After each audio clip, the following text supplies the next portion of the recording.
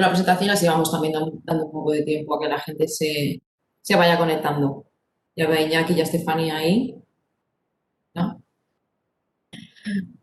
A ver, vale, pues vamos a empezar con las presentaciones y vamos a ello y así la gente que se vaya conectando. Bueno, bienvenidos a las actividades de mentorización de Pisabio. Como sabéis, bueno, esta sesión está siendo grabada porque así luego la pondremos en nuestro canal de YouTube. Empezamos esta segunda cápsula informativa que está dedicada a las ayudas del European Research Council, las ERC.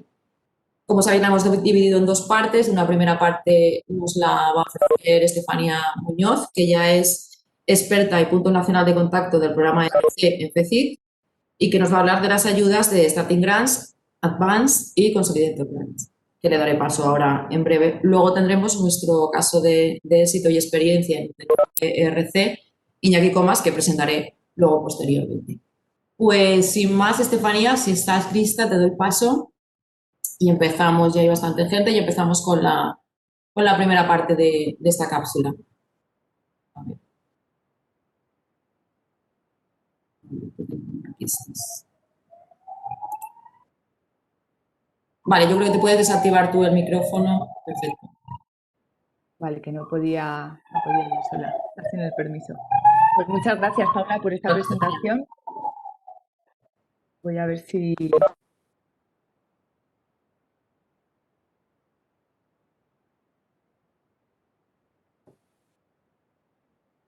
¿La podéis ver bien? Sí. Vale, pues perfecto. Entonces empiezo ya. Bueno, en esta sesión brevemente trataré estos temas. Por un lado, dónde está enclavado el European Research Council dentro del próximo programa marco de investigación europeo, cuáles son las características principales de este programa de financiación, las novedades que van a tener las próximas convocatorias de 2021, cuáles son los paneles, el proceso, los criterios de evaluación y brevemente unas pinceladas de cómo es la estructura de la propuesta del IRC. Y posteriormente podréis encontrar diapositivas en las que se muestran el apoyo que damos las dos puntos nacionales de contacto. Está también mi compañera Laura Moedano, que pertenece a la Oficina de Proyectos Europeos del Instituto de Salud Carlos III, apoyando este programa, y enlaces de interés, porque bueno, la sesión es breve, ¿no? Con 45 minutos no da tiempo a profundizar todo. Supongo que sabéis que el actual programa marco de investigación europeo, el Horizonte 2020, está llegando a su fin y que próximamente, seguramente como a mitad de abril, se adopte el siguiente programa que durará de 2021 a 2027. Se llama Horizonte Europa. Está estructurado también en tres grandes pilares. Por un lado, el pilar de ciencia excelente, por otro lado, el pilar de retos globales y de competitividad industrial europea, y por otro lado, el pilar de innovadores, Europa innovadora, ¿vale?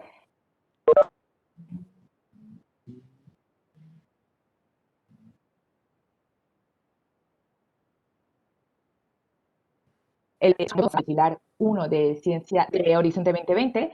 Sin embargo, antes tenía 4 programas, ahora se queda con 3, porque FED pasa a la parte del tercer pilar del futuro programa marco.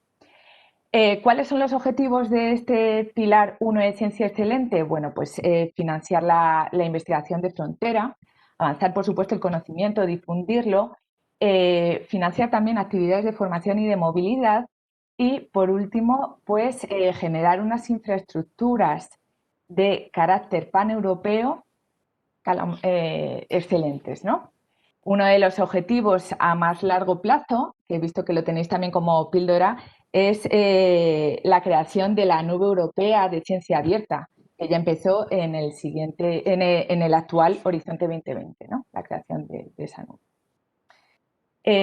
Los presupuestos ya más o menos son, bueno, los presupuestos indicativos que se firmaron a finales de septiembre de este año, de 2020, supone que el pilar del pilar 1 de ciencia excelente tendrá en torno a 24.000 millones de euros y la parte del IERSI, que es la que nos interesa, tendrá más o menos el 64% de los fondos de este pilar.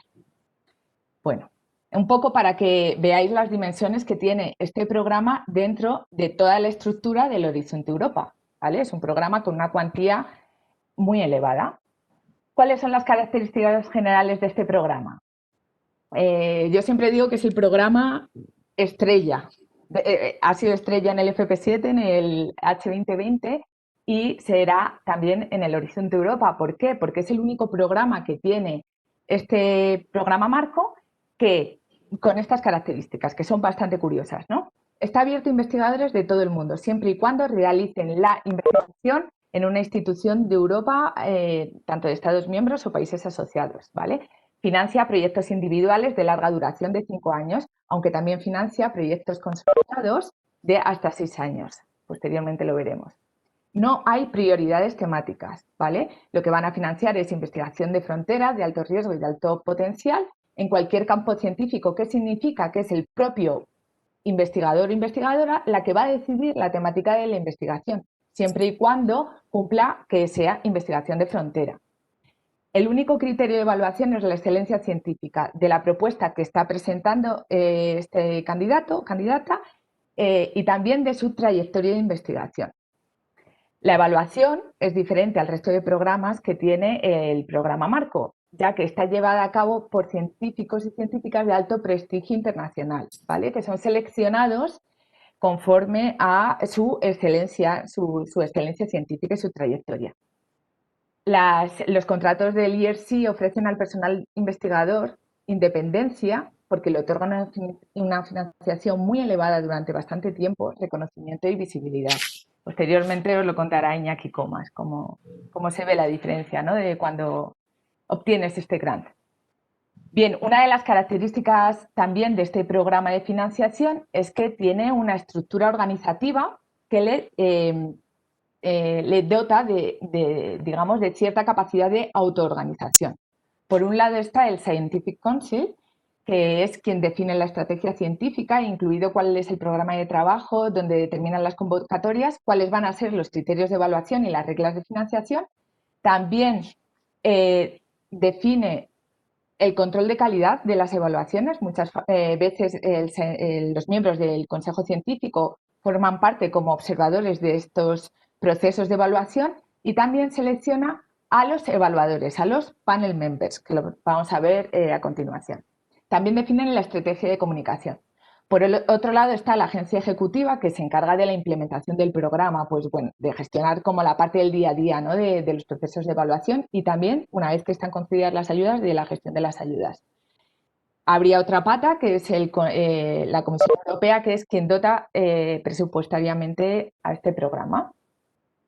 El Consejo Científico está compuesto por 22 científicos y científicas de todas las reconocidos a nivel internacional, ¿no? Son designados por la Comisión Europea y se seleccionan a través de un proceso independiente. Este año, a finales de verano, hubo una solicitud, ¿no?, un llamamiento para nuevos miembros y resultado de este proceso se incorporan 5 nuevas personas como miembros del Consejo Científico. Su mandato está limitado a 4 años, prorrogable una vez más.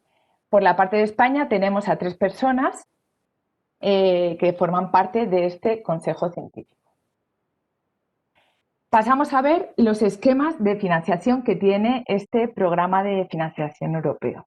Tenemos, por un lado, 3 esquemas que atienden a contratos individuales, ¿no? Contratos individuales, entendido que es el candidato el que va a enfrentarse a ese proceso de evaluación, aunque luego los proyectos se desarrollan con un equipo detrás, ¿vale? También tenemos un equipo destinado, un esquema de financiación destinado a grupos y otro esquema destinado a prueba de concepto.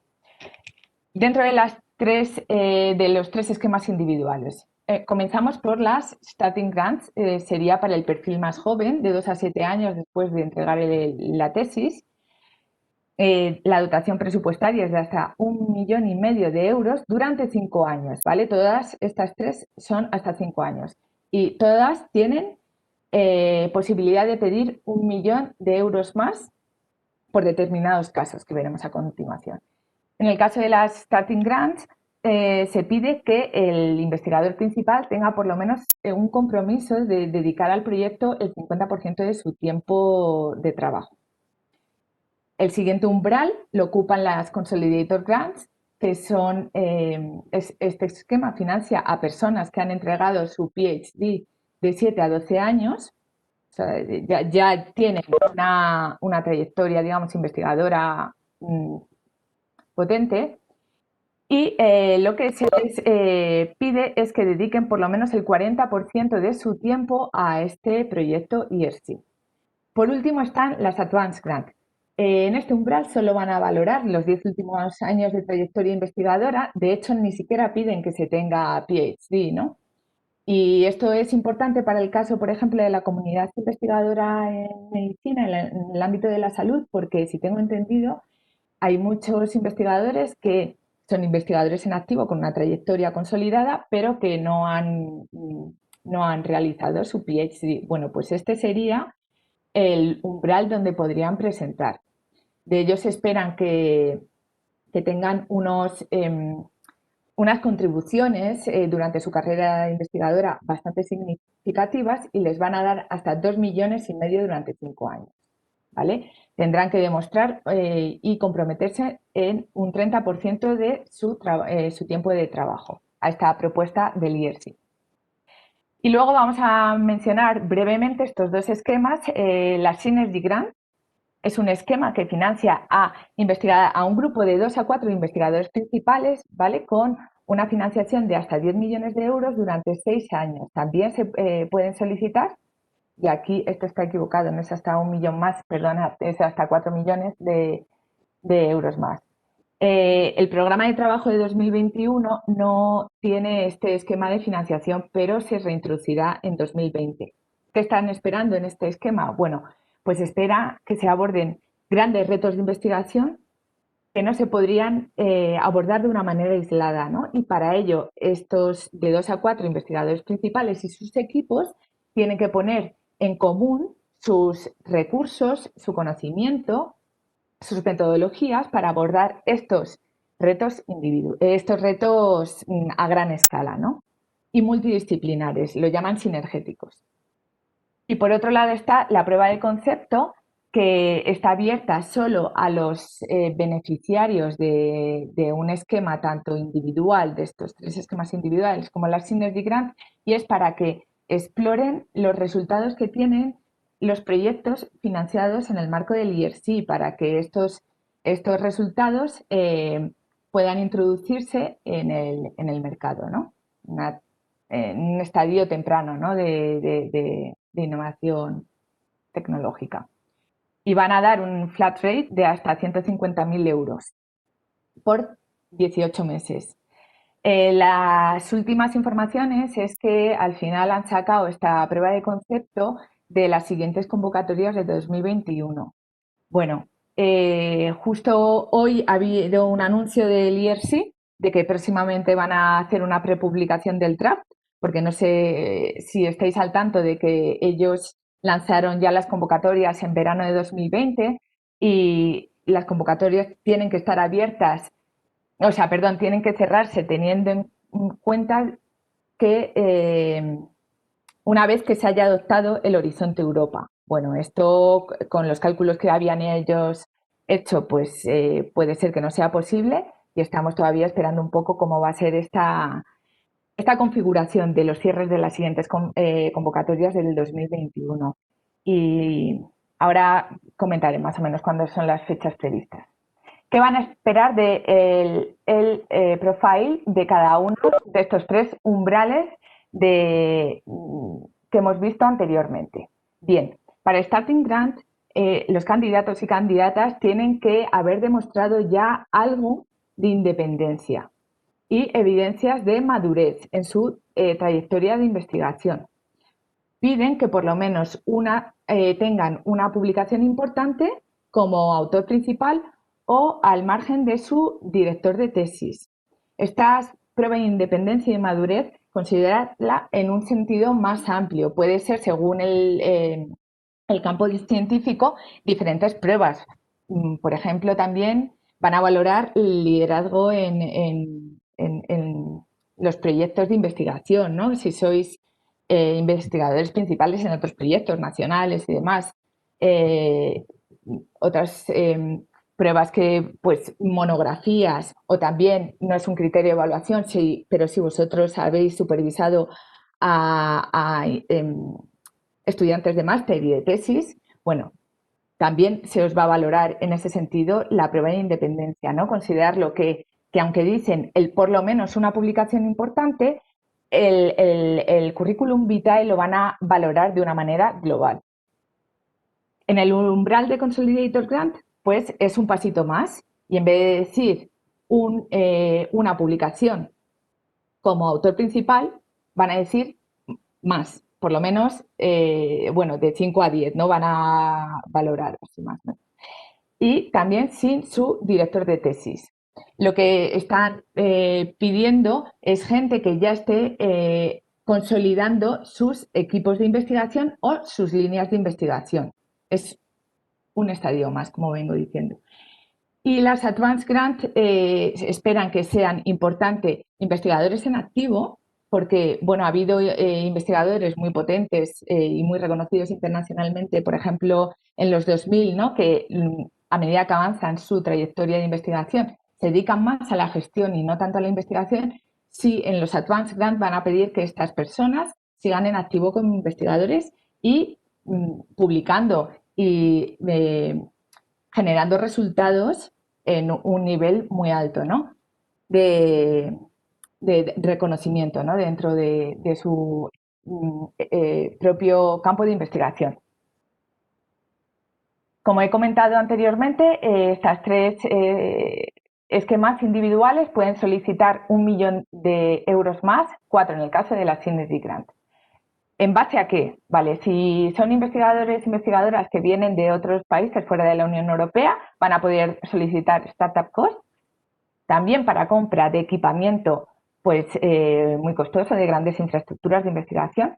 Para el acceso a grandes infraestructuras de investigación y para fieldwork, trabajo de campo, pero de aquí se excluyen los costes de personal, ¿vale? Eso no lo cubriría este 1 millón de euros más. Esta solicitud, si es justificada, se va a verificar durante la evaluación. También tenéis que tener en cuenta que de esas de 2 a 12 años que hemos visto en los Starting y Consolidator Grant que tienes que tener en estos umbrales, se pueden pedir extensiones en la ventana de elegibilidad por determinados casos. Por un lado, por maternidad, te dan 18 meses, da igual cuando haya nacido tu hijo o hija. Por paternidad es el tiempo efectivo de la baja de paternidad que ha tenido el candidato. También si puedes justificar enfermedad de larga duración o servicios militares. Y por otro lado, que este caso es interesante para vuestra comunidad, es el clinical training. Es la cantidad de clinical training que hayáis hecho después del primer es que no me sale ahora en castellano, el primer grado elegible, ¿vale? Normalmente el grado elegible es el doctorado, pero en el caso de los médicos hay veces que también teniendo la licenciatura y 2 años y puedes justificar que has tenido un appointment como investigador en la institución, un postdoc o algo así, se podría ampliar esto, ¿no? Y te descuentan hasta 4 años después de ese primer grado elegible. ¿Qué os van a valorar en vuestra trayectoria de investigación? Bien seáis Starting, Consolidator o Advanced. Lo he puesto aquí todo junto y espero que se entienda. Si bien el requisito mínimo para los Starting es tener por lo menos una publicación sin el director de tesis, van a pedir que más o menos lo normal es que se tengan 5, ¿no? 5 publicaciones en revistas internacionales, en Conference Proceeding, que esto es más del área de Computer Science, y monografías. como autor principal o sin el director de tesis. En Consolidator hasta 10. Y en Advanced también van a valorar 10 publicaciones representativas, en este caso durante los últimos 10 años, y tiene que ser como autor principal. Lo mismo en revistas de impacto internacional. Si el campo de investigación aplica, también van a valorar monografías de investigación y sus traducciones, patentes, invitaciones a congresos internacionales, también invitación a Advanced Schools, premios, pertenencia a academias, expediciones de investigación que el IP haya liderado, en el caso de las Advanced Grants. Expediciones de investigación no es trabajo de campo, aquí estarían hablando de, pues, por ejemplo, las expediciones del buque de Sarmiento en la Antártida. También la organización de conferencias internacionales y la pertenencia, ¿no?, a los steering committees, o sea, a los comités organizadores, y la contribución a las carreras, al lanzamiento de jóvenes investigadores, ¿no? Esto lo van a medir con la dirección de tesis. También ejemplos de liderazgo en innovación. He puesto estos criterios aquí en rojo, destacando que son criterios que se esperan del perfil de Advanced Grant y aposta porque si vosotros estáis en el umbral de Starting Grant o Consolidator Grant y también podéis demostrar parte de estos ítems en vuestra trayectoria de investigación, os lo van a valorar positivamente, ¿no? Pensad que esto, como comentaba antes, en un sentido global, cómo podéis demostrar vosotros vuestras contribuciones durante los años pasados.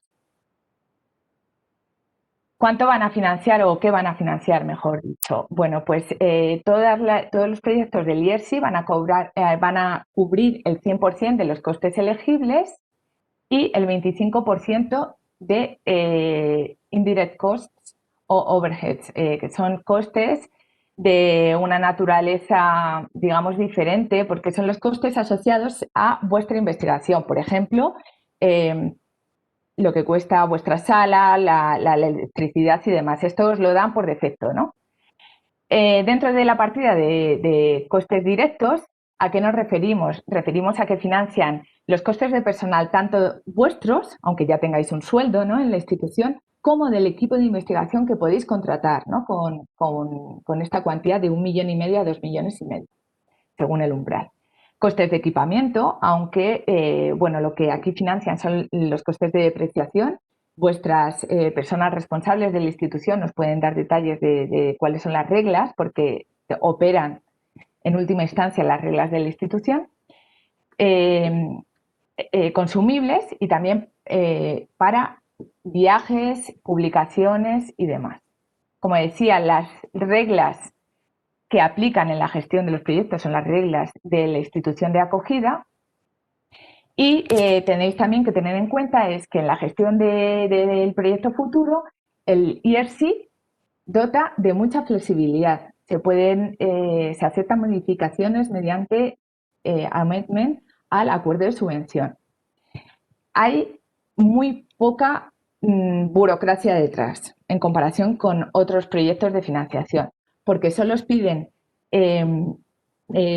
presentar 2 informes científicos a la mitad y al final del proyecto y 4 informes financieros cada 18 meses. Es bastante light, ¿no?, lo que hay que presentar.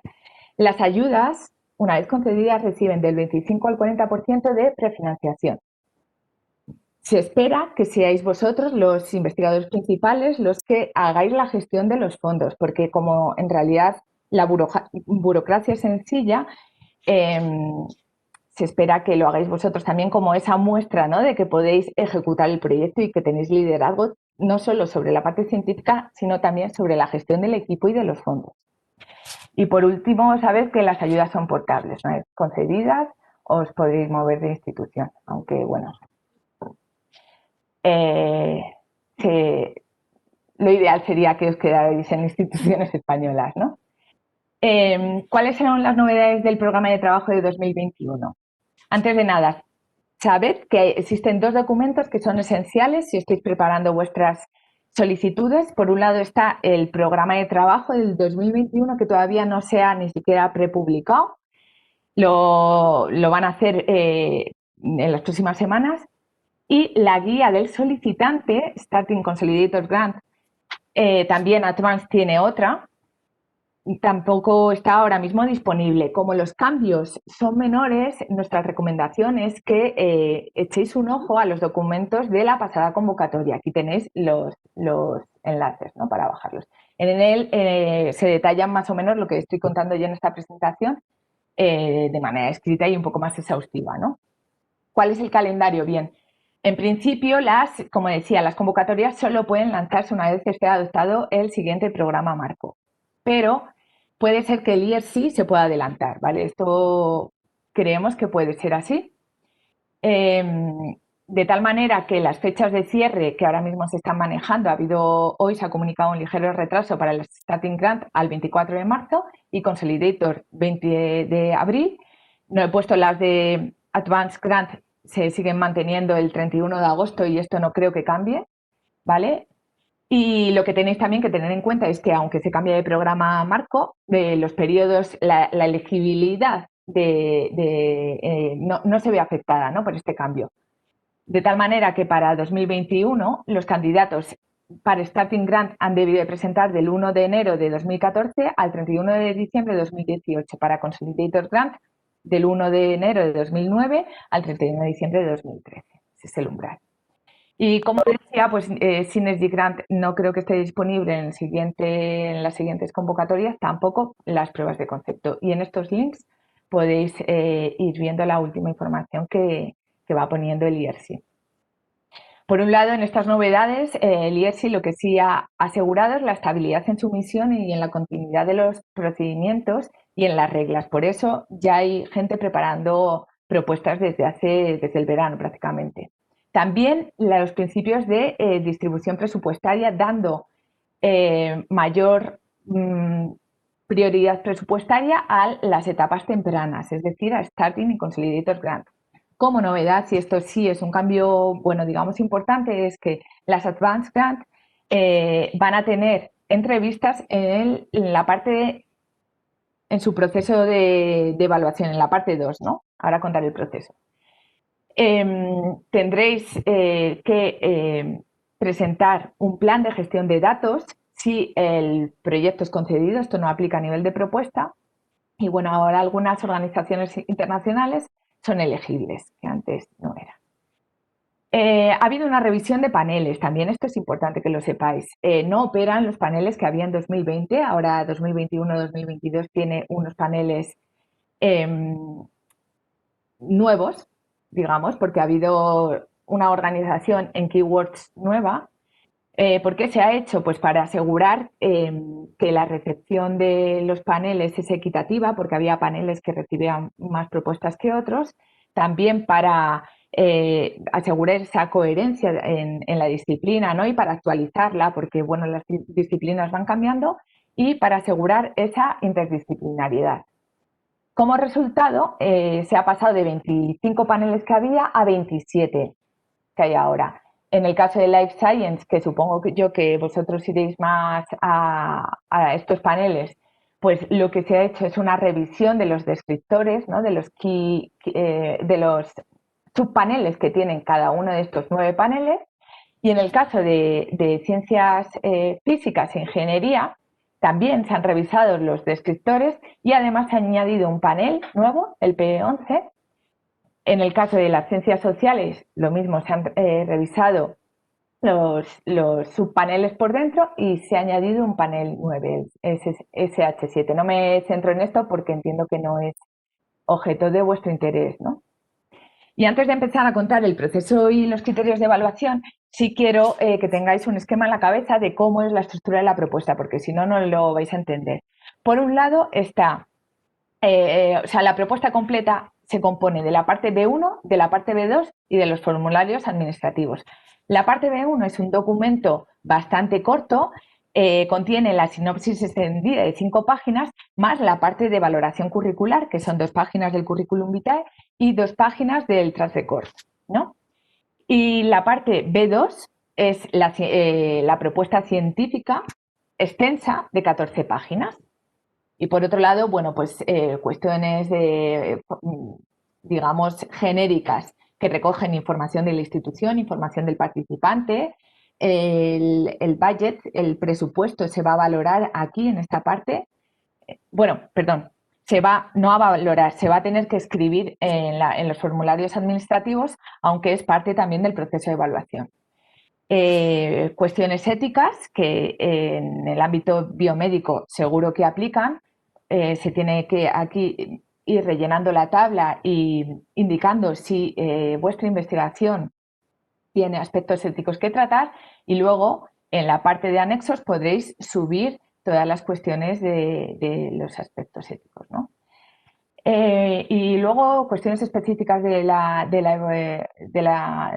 convocatoria, y aquí en este apartado, que también es interesante, podréis excluir hasta 3 personas evaluadores de vuestra propuesta.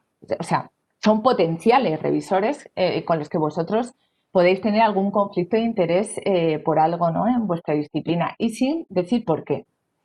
En la parte de anexos también tendréis que subir vuestro PhD, y también si tenéis que demostrar maternidad, paternidad o cualquier historia que haga extensible vuestra ventana de elegibilidad, se sube también ahí. Pero bueno, lo importante es considerar que, o sea, tener en cuenta que tenemos por un lado la B1, que es la parte corta de 5 páginas, y la B2, que es la propuesta extensa de 14 páginas, ¿no?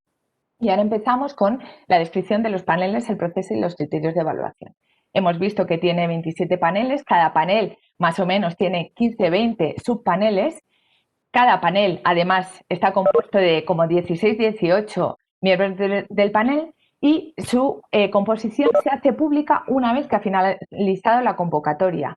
Pero hay una alternancia de panelistas cada 2 años, de tal manera que los panelistas de 2021 serán parecidos a los panelistas de 2019, y podéis ver quién son a través de estos links. Y he hecho aquí un ejemplo para que más o menos entendéis cómo funciona. Con el panel del S7, que es el de prevención, diagnóstico y tratamiento en enfermedades humanas, que tiene, como veis, 15 subpaneles, ¿vale? Por otro lado, están los panelistas que formaron parte del proceso de evaluación en Starting Grant 2019, que son estas personas que veis aquí, siempre hay un panel chair, y bueno, pues eso, de 14, 16, 18 panelistas. En el 2019, tener en cuenta que los descriptores eran un poco diferentes que lo que habrá en 2020 y 2021, porque, como he dicho anteriormente, ha habido un cambio en la descripción interna, ¿no?, de cada panel. Pero bueno, más o menos podemos pensar que estos panelistas pueden ser en su mayoría los mismos que en 2021. ¿Cómo se van a tomar las propuestas? Imaginamos un investigador principal que está aplicando directamente a este panel, que es de prevención y prognosis en medicina, ¿vale?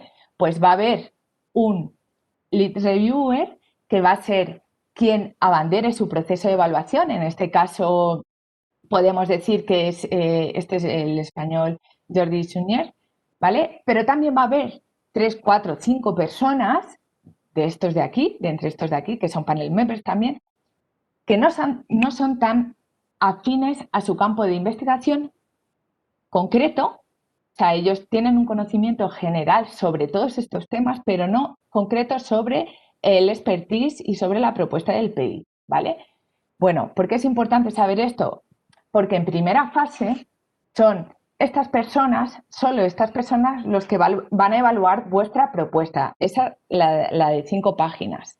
Y vosotros y vosotras vais a tener que hacer un documento de 5 páginas tan sugerente que el lead reviewer quiera financiar vuestra propuesta de investigación porque es su temática, ¿no? De alguna manera, bueno, pues, y aquí esto es una interpretación mía, quizás las personas tienden a valorar o querer, ¿no?, financiar más a la gente de su disciplina, pero también va a haber otras personas que la van a evaluar, y que si el Philip Abner, va a ser experto en nanomedicina, bueno, pues tenéis que convencerle que financie vuestro campo científico concreto frente al otro de nanomedicina, que es el suyo.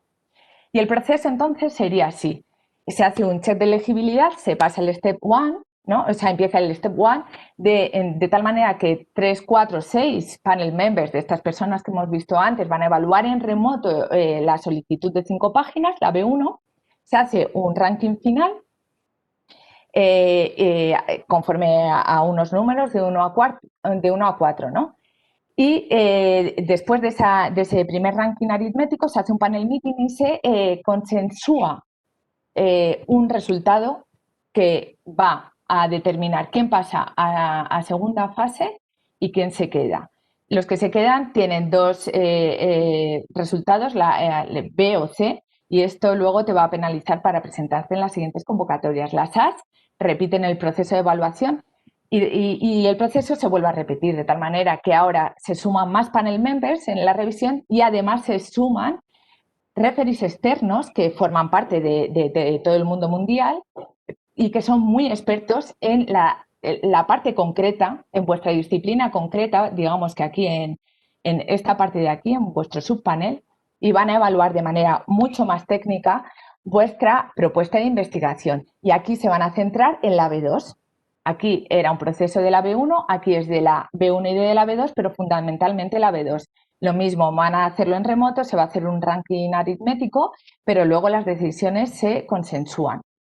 Y los 3 umbrales individuales, también Synergy Grant, son invitados a entrevista para defender frente a los panel members el proceso de evaluación, dando una A los finalmente, bueno, una A y dentro de la A se puede ser financiado o no ser financiado, y una B a los candidatos que no ha habido presupuesto suficiente para financiar.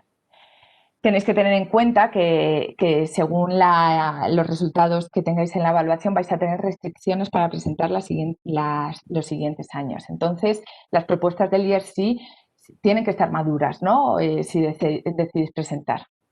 ¿Cuáles son los criterios de evaluación? Espero no extenderme mucho más. El único criterio de evaluación es la excelencia científica, tanto del investigador principal como del proyecto de investigación. ¿Qué van a valorar?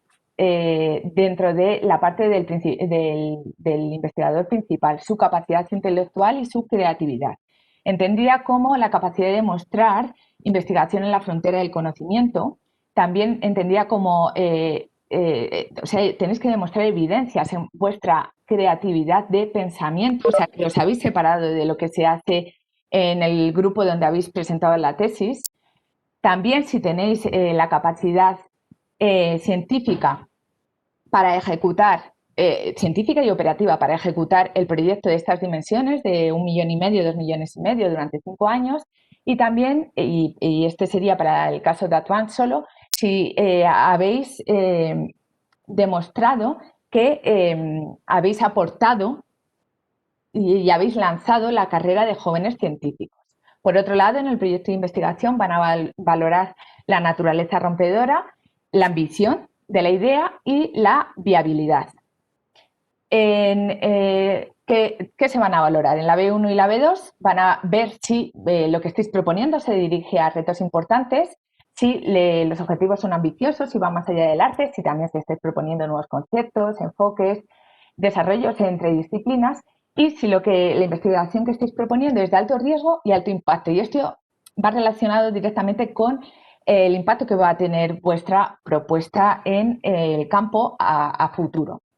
Por otro lado, en el enfoque científico, en la B1 van a valorar si el enfoque científico es viable, teniendo en cuenta que lo que estáis proponiendo es de alto riesgo y alto potencial, y en la B2 ya se centran más en la parte de metodología, van a valorar vuestra metodología de investigación y si lo que estáis, el plan de trabajo y tal, es adecuado, también si hay desarrollos metodológicos nuevos y si los tiempos, los recursos, si el compromiso, ese tanto por ciento, es el adecuado para ejecutar el proyecto.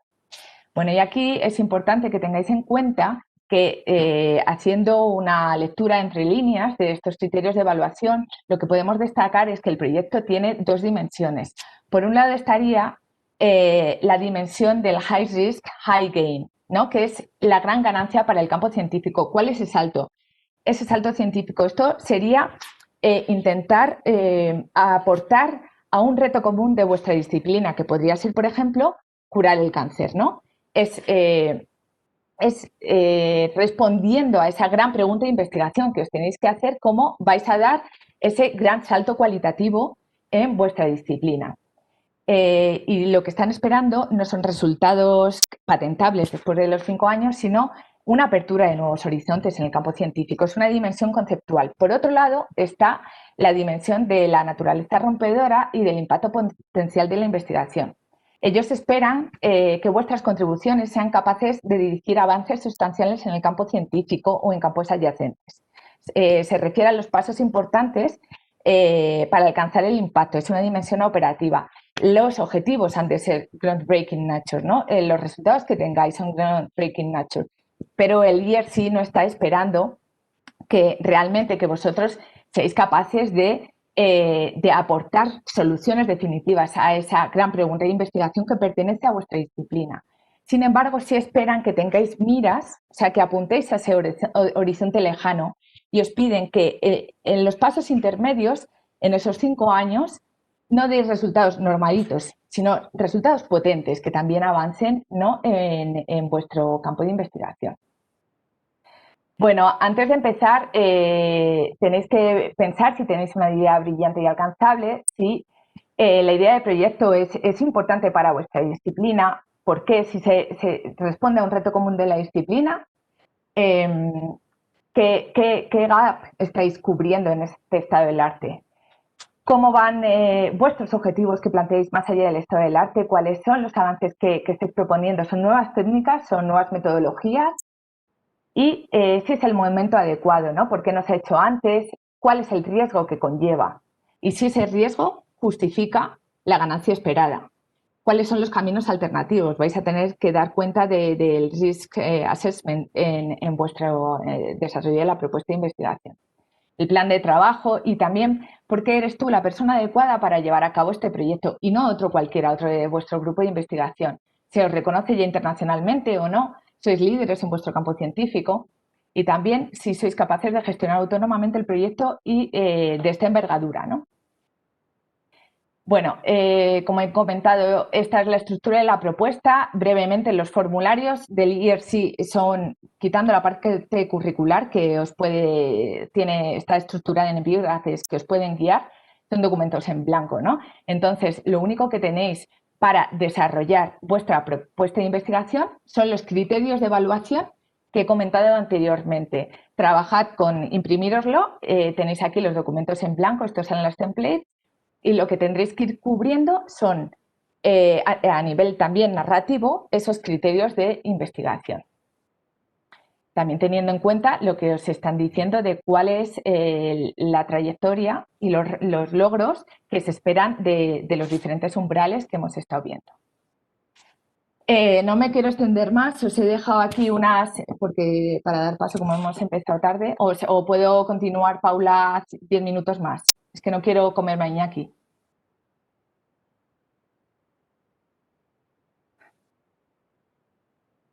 Sigo un poco, bueno, 3 diapos más. Perdona, que es que no. Continúa un poco, mientras Iñaki no diga lo contrario, en el momento que quieras, Iñaki, interviene. Vale, aquí Gracias.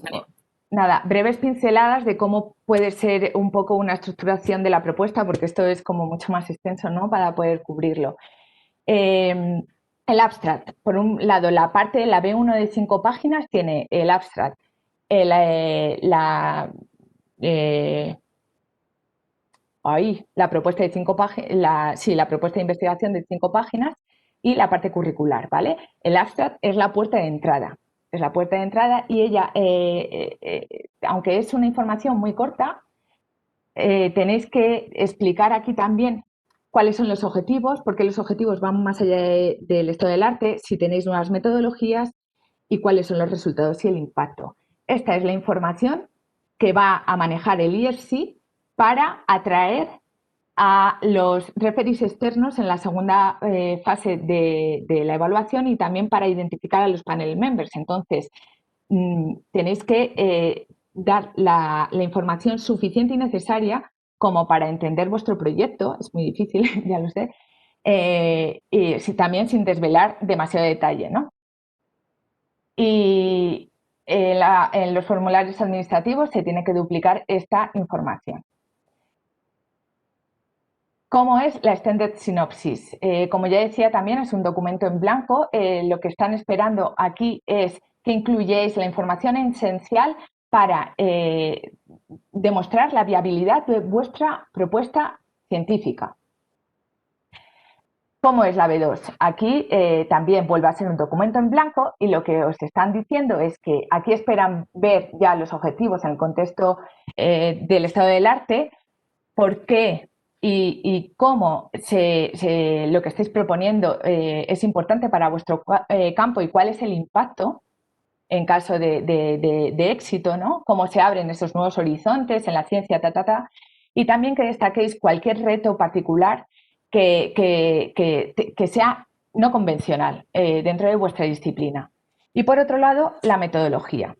La descripción de la parte metodológica tiene que ser aquí en detalle, destacando los Key Intermediate Goals, explicar y justificar por qué la metodología es adecuada en relación al estado del arte. Quieren un paso más, no metodologías y que ya se estén haciendo, ¿no?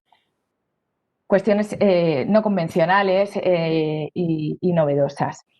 También destacar cualquier etapa intermedia donde los resultados requieran un ajuste. Y esto va relacionado con ese análisis de riesgo que no se dice, pero al final se pide, ¿no? Tanto en la B1 como en la B2. También dar cuentas del equipo de trabajo. Bien, ¿cuáles son las diferencias entre la B1 y la B2? La B1 y la B2 tiene que responder a cuál es la gran pregunta de investigación. Y, por ejemplo, en vuestro caso, pongo de ejemplo el proyecto de Manuel Franco, podría ser cómo afecta el entorno urbano a la salud cardiovascular de sus habitantes, ¿vale? Es una gran propuesta de investigación. ¿Cómo operacionaliza ese gran reto de investigación la propuesta concreta? Bueno, pues me voy al caso del proyecto de Manuel. Y sería estudiar las asociaciones entre las features sociales y físicas del entorno urbano en relación a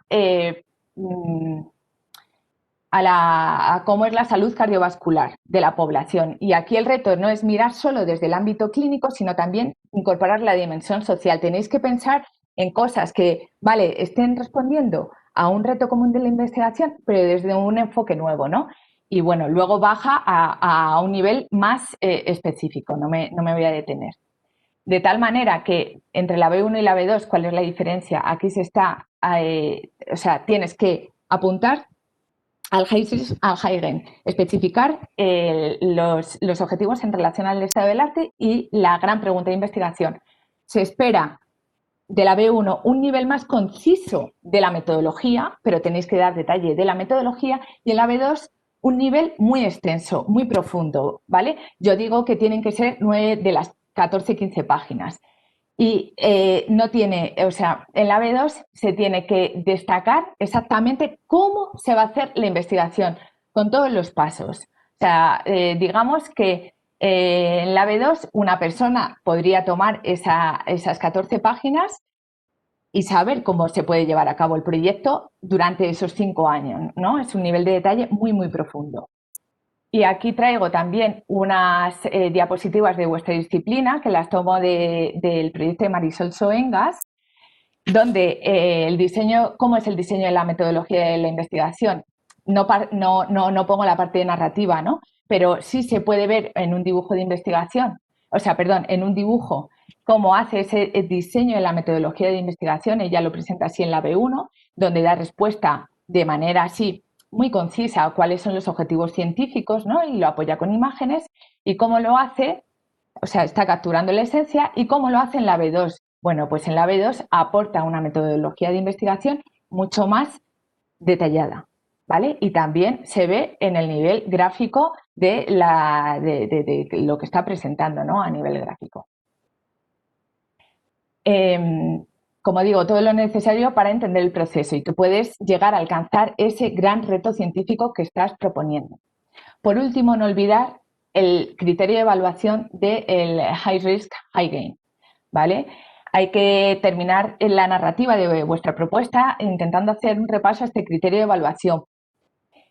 Y está íntimamente relacionado con el impacto, ¿vale? Ellos van a esperar un análisis sobre el salto potencial que estás proponiendo y también van a ver las evidencias preliminares que sustentan tu propuesta de investigación.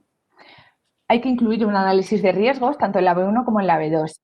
Existen diferentes niveles de riesgo, ¿no? Está, pues, riesgos más conceptuales y riesgos más operativos. Y tenéis que demostrar que ese high risk justifica el potencial beneficio. Por último, para terminar, el equipo de investigación. Bueno, con ese de 1,5 millones a 2,5 millones podéis financiar un equipo de investigación. Lo natural, o sea, más o menos la tipología estándar de proyectos ERC que venimos viendo es un investigador principal apoyado por su equipo de investigación en su institución y una serie de colaboradores, en vuestro caso pueden ser hospitales, ¿no? O sea, personas concretas que tengáis que colaborar en hospitales o en otros centros de investigación. Y tened en cuenta que si sois starting y no tenéis mucha experiencia de investigación, pues lo más recomendable sería que os acompañarais de postdoc porque los PhD al final te traen muchos recursos para formarles y demás. Y si vosotros tenéis mucha experiencia ya en la gestión de equipos, podéis tener otra tipología que sea más una compensación entre doctorados y doctorandos, ¿no? Postdoc me refiero y doctorandos. Bueno, ya por último, cuestiones prácticas, tenéis que ver cómo empezar la B1, ¿no? Es la primera parte que van a leer y tenéis que engancharles desde el primer momento. Recuerda que no existe posibilidad de corregir errores entre la fase 1 y la fase 2, o sea, los documentos los entreguéis en un único deadline, B1 y B2, y ya no vais a poder corregir errores. No digáis que eso es muy habitual, que vuestra propuesta es excelente, dad evidencias de que efectivamente la propuesta es excelente. Usad cualquier recurso gráfico que facilite la comprensión de la lectura de vuestra propuesta.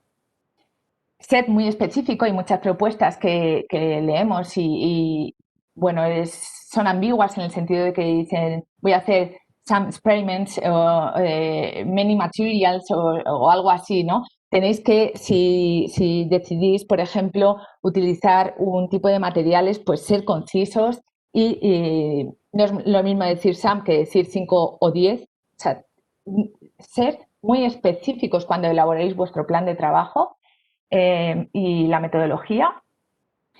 ¿En qué persona narréis vuestra historia? Que esto también lo preguntáis siempre. Bueno, pues van a esperar y lo que se va a valorar es la trayectoria del candidato y la candidata. Lo habitual es narrarlo en primera persona y cuando se refiere a las partes metodológicas utilizar ya la primera persona del plural. Pero esto es elección del proponente, por supuesto.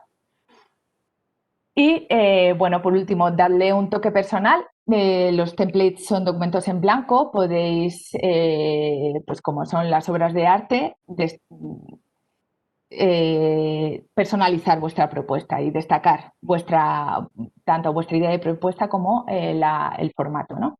Y por último, y casi lo más importante, las ERC, y aquí comienzo con el principio de la sesión. El ERC es un programa de investigación que es especial porque financia lo que quiere investigar el investigador o la investigadora. Entonces, es, digamos, un sueño, ¿no? Tienes que ilusionarte. Es dónde te ves tú dentro de 5 años, dónde ves tu disciplina dentro de 5 años, cómo quieres que cambien las cosas. Entonces, ilusiónate y transmite esa pasión por la disciplina, por tu campo de conocimiento concreto, porque eso lo van a notar los evaluadores y va a jugar a vuestro favor, ¿no? A la hora de evaluaros.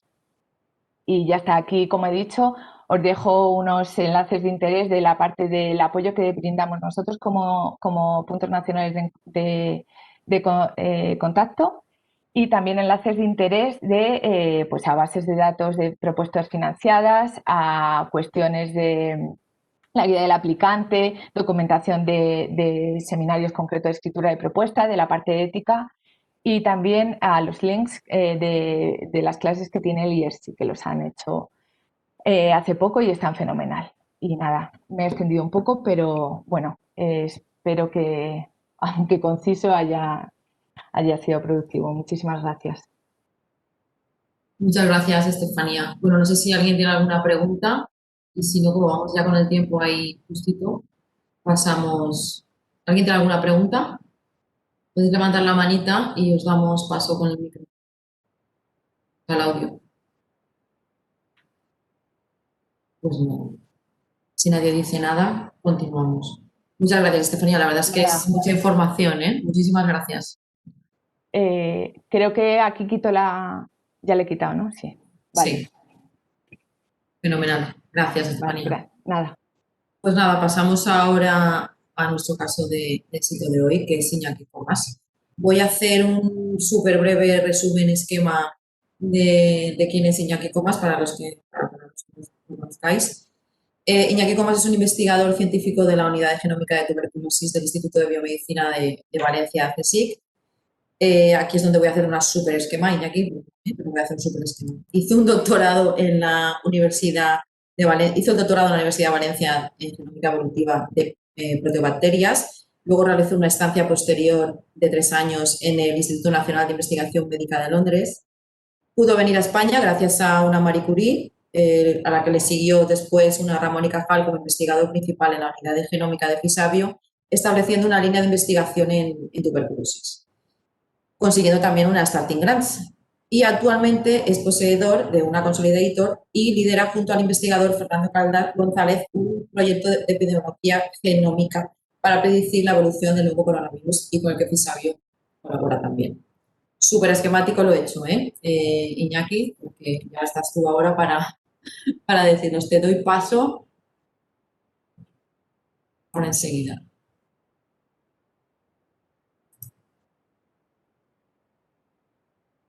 Ya está, Iñaki, cuando quieras. No se te oye. Ahora se me Ahora, oye, ¿verdad? ahora Sí. sí, ahora sí. Vale. Ahora sí, perfecto. Muy bien. Pues nada, buenos días. Gracias por la invitación. La verdad es que no he hecho mucho esto, así que no sé muy bien exactamente qué presentar y cómo presentar en el caso de éxito, pero bueno, yo os voy a presentar un poco, también volviendo a lo de mi trayectoria y cómo se engarza con las RCs. Y a partir de ahí, bueno, tengo algún consejo que he escrito, pero sobre todo prefiero que me pregunten exactamente dudas y poder ir contestándolas. Entonces, a ver que tengo la presentación aquí.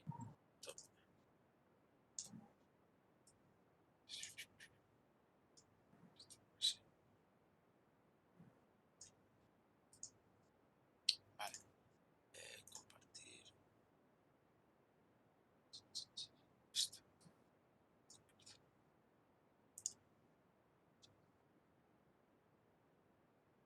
Vale. Bueno, pues como decía Paula, efectivamente, mi carrera investigadora empieza empezando una tesis en la Universidad de Valencia. Supongo que muchos de los que estéis conectados será algo parecido. Yo acabé la tesis en el 2008 y lo que hice fue una estancia postdoctoral en Londres, que duró hasta el 2011, hasta la segunda mitad del 2011. Y después volví a Valencia. La estancia postdoctoral lo que hice fue sobre todo orientar un poco hacia dónde quería dirigir mi investigación en el futuro, ¿no? Ahí es donde estuve en contacto con la tuberculosis y a partir de ahí es como empecé a orientar mi trabajo para el futuro. Como volví a España, en mi caso, con una Marie Curie de 2 años, a Fisabio. Y en Fisabio, mientras estuve en Fisabio, obtuve una Ramón y Cajal. Y en el 2016, ahora lo veremos, ya me trasladé al CSIC, que es como la segunda parte de mi carrera, ¿no? Pero digamos que la RC Starting Run realmente se corresponde a estos primeros años, ¿no? Porque fue gracias a haber pasado por Londres y después haber estado en Fisabio por la que la conseguí. De hecho, gran parte de la segunda parte de mi carrera gracias a eso, ¿no? Entonces, es en ese punto, en el 2016, que consigo la Starting Grant aquí. Y muchas veces me preguntan cuáles son las recetas del éxito y la verdad es que es siempre muy difícil, luego lo veremos, ¿no? Pues saber exactamente qué es el éxito. Quiero decir, yo no sé lo que me ha dado a mí lo que me ha dado a mí el impulso han sido mis publicaciones, ha sido cómo he escrito el proyecto. Son muchas cosas, ¿no? Y hay que tener en cuenta que realmente se valoran muchas cosas y que no tenéis que ser excelentes en todas esas cosas, que a veces hay un poco de miedo de, uy, pues si fallo en esto o fallo en lo otro, luego lo veremos, pero hay casos, yo conozco un gran número de casos en los que se ha llegado al éxito de diferentes maneras. ¿Vale? Y por tanto no hay que tener miedo. Evidentemente hay que partir de un buen nivel, en el sentido de que hay que tener una buena producción científica, no necesariamente excelente producción científica. Es verdad que yo cuando pedí la Starting Grant acababa de publicar tres, tres Nature Genetics y claro, eso es un punto de partida muy importante, pero es verdad también que conozco muchos otros casos en los que la producción científica es diferente, es una buena producción científica sin necesidad de llegar a revistas de superimpacto, que a veces el llegar a revistas de superimpacto siempre depende un poco de la suerte que hayas tenido o del postdoc, etcétera, etcétera. Lo que se quiere ver es una producción y sobre todo que se empiece a atisbar, sobre todo en la Starting Grant, una cierta independencia, ¿no? En mi caso, esa independencia, ¿cómo la podía demostrar? Pues por una parte porque volví a España y volví con una Marie Curie y después con una Ramón y Cajal, y eso ya demuestra, y eso ya me permitió iniciar un grupo pequeño, claro, ¿no? Apenas éramos 2 personas, ¿no? Pero ya da una idea de que se quiere ser independiente y esto es algo que quieren ver mucho. También es muy importante que os desliguéis y os salgáis un poco del nicho de lo que hayan hecho vuestros mentores anteriores. ¿Vale? Porque es algo que se mira mucho y no es fácil, ¿eh? Porque en mi caso, por ejemplo, mi grupo de postdoc, mi jefe en el postdoc, él mismo tenía un RC ya y además es uno de los grandes nombres en el campo de la tuberculosis, con lo cual es difícil encontrar el nicho. Pero siempre hay un nicho, quiero decir, tenéis que buscar vuestro nicho si no lo habéis identificado ya y además que sea un nicho evidentemente que sea atractivo también, tiene que ser atractivo también para la RC. Lo primero, el primer mensaje para mí siempre es el mismo cuando la gente me dice, bueno, es que las veo inalcanzables. Evidentemente fáciles no son, es decir, ni para mí ni para nadie. Entonces, pero no tengáis miedo a un RC. Yo creo que este es el mensaje. Hay gente que tiene mucho miedo, en realidad no hay que tener miedo. Hay que prepararla y hay que prepararla con mucho tiempo, eso sí os lo digo.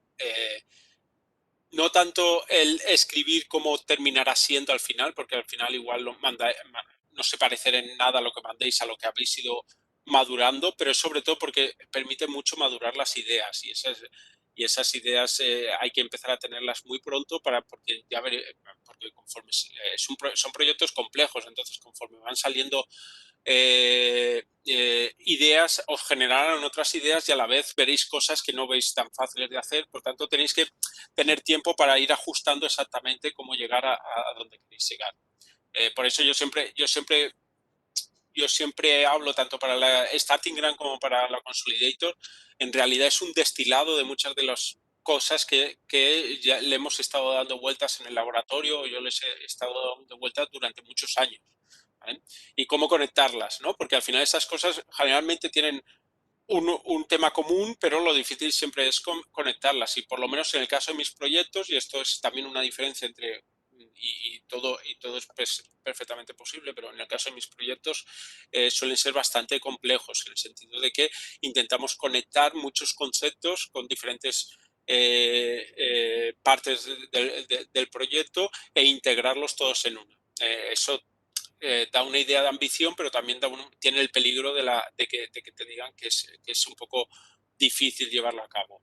Hay otras personas que conozco que tienen Starting Grants o Consolidators que están muy centrados en una idea única y menos compleja en el sentido de organización, pero que entran a un detalle igual más grande en la propuesta. Pues eso depende un poco, realmente tenéis que evaluarlo vosotros, ¿no? Y vosotras, de exactamente cuál es mi idea y cómo la tengo que organizar. Lo que es importante es que quede muy claro en la escritura que sabéis lo que estáis haciendo, que no estáis, y que todas las partes, si es complejo, que todas las partes estén conectadas, que todas las partes vayan a algún sitio. Para eso los gráficos son muy buenos, por ejemplo. Esto es muy importante. Otra cosa muy importante que yo siempre he hecho, vamos a ver, yo no sé por qué me dan las RCs, quiero decir, en el sentido de, no sé si es por cómo he escrito o no he escrito las RCs o por mi currículum o por qué, o un poco por todo, pero yo os digo cómo yo lo hago y después cada uno, pues evidentemente, puede decidir. Generalmente, como veréis, tenéis estas partes que se llaman la B1 y la B2. La B1 es un resumen, por así decirlo, de 5 páginas, que incluye también currículum, y la B2 es, por otra parte, es el proyecto más extenso, y ahora mismo habéis visto cómo os han explicado las diferencias y dónde está lo importante, ¿no?, en cada una de ellas. Hay gente que yo creo que erróneamente cae en la tentación de coger la B2 y resumirla en la B1. Hacer un resumen en la B1, pero realmente lo que hace es casi un copy-paste. Yo las escribo totalmente independientes, la B1 y la B2. Después intento, evidentemente, homogenizar un poco, porque si no, a veces puede quedar como dos cosas diferentes. Pero es muy importante entender que la B1 es lo que os va a dar entrada a participar, realmente. Conseguir la B1, conseguir que con la B1 os den paso a las entrevistas. Por tanto, la B1 tiene que leerse fresca, por decirlo así. Y cuando copias algo desde la B2 a la B1, no parece tan fresco, porque no está pensado, no está escrito de una manera natural para un proyecto de 5 páginas, ¿vale? Por tanto, es importante, por lo menos para mí, que la B1 sea fresca y que contenga todos los elementos importantes que queréis trasladar. Sin mucho detalle, de tal manera que tampoco os sonroje no decir cómo vais a hacer esto, sino más bien decir, bueno, sino más bien que queden muy claros los conceptos y que es técnicamente posible. Después ya en la B2 se puede desarrollar, ¿no? Porque consideréis que es técnicamente posible o cómo lo vais a implementar, etcétera. Pero la B1 sobre todo es para dar la sensación de que la tenéis muy bien, de que tenéis un proyecto muy bien pensado, muy bien cerrado y que ese proyecto es posible llevarlo a cabo. Después es siempre lo de la idea, y esto ya lo habéis visto antes y siempre, yo también que he participado en vuestra, como oyente, siempre te lo dicen, la idea es muy importante, la idea básica, ¿qué queréis contestar? Yo siempre me pregunto, ¿cuál es la pregunta que le hemos estado dando vueltas en el laboratorio durante estos últimos 5 años que queremos contestar en esta RC? ¿Vale? Y esta pregunta, evidentemente, hay gente que le da un poco de miedo porque dice, es que no va a ser fácil contestarla, y dice, por eso precisamente está pidiendo una RC. Si fuera fácil, entre comillas, contestarla, o si fuera algo estándar, lo pedirías por un plan nacional. Y eso es lo que te van a decir en cualquier evaluador de RC, te va a decir, ¿por qué no lo pides en un plan nacional esto? ¿Vale? Y eso es lo que tenéis que tener muy claro, porque un plan nacional no es suficiente para lo que queréis hacer. ¿Vale? Y es porque el RC os permite una ambición que un plan nacional nos permite, y os permite además jugar con un riesgo que un plan nacional nos va a permitir. ¿Vale? Y eso es importante. No tengáis miedo al riesgo, porque el riesgo es lo que buscan. ¿Vale? Evidentemente un riesgo controlado. Evidentemente tenéis que intentar llegar a buen puerto, pero no se espera que todo sea exactamente, todo sea exitoso, todo lo que vayáis a hacer, pero sí se cree que si tenéis mucha ambición y intentéis contestar preguntas muy difíciles, por lo menos alguna de las cosas que vayáis a conseguir en ese camino ya serán de por sí muy buenas. ¿Vale? Por tanto, tenéis que diferenciar muy bien. Un RC es algo que no os darían el dinero en un plan nacional, porque dirían, estáis locos, eso no se puede hacer o eso no podéis. ¿Vale? Entonces, en ese sentido, tenéis que identificar esa pregunta. Y esa pregunta, yo por lo menos para mí, siempre ha sido todo lo que hemos ido destilando en los últimos años en el laboratorio o en mi investigación. Todo este tipo de ideas de esto estaría bien saberlo, esto es lo que ahora parece que, esto es este es el concepto. Yo siempre hablo en los proyectos de cuál es el knowledge gap. ¿Vale? ¿Qué es lo que qué nos falta de entender para poder mejorar? ¿De qué nos falta de entender entre A y B para poder mejorar B? ¿Vale? En nuestro caso, el control de la tuberculosis. ¿Qué nos gustaría saber que no sabemos y que creemos que va a ser importante para el control de la tuberculosis? ¿vale? Y en ese caso, ¿cómo podemos hacerlo? Esa es la idea. Y siempre lo escribo en las introducciones y yo creo que queda muy bien porque realmente estáis ya directamente diciendo esto es exactamente, esto es lo que está pasando, hay un knowledge gap en esto, lo que sea que estéis investigando, y yo voy a ser la persona que lo quiere resolver con este RC de esta manera, o creo que estoy en la posición de resolverla de esta manera. Porque si no, al final las introducciones tienen que estar muy dirigidas exactamente a eso, a cuál es el problema y cómo lo queréis resolver.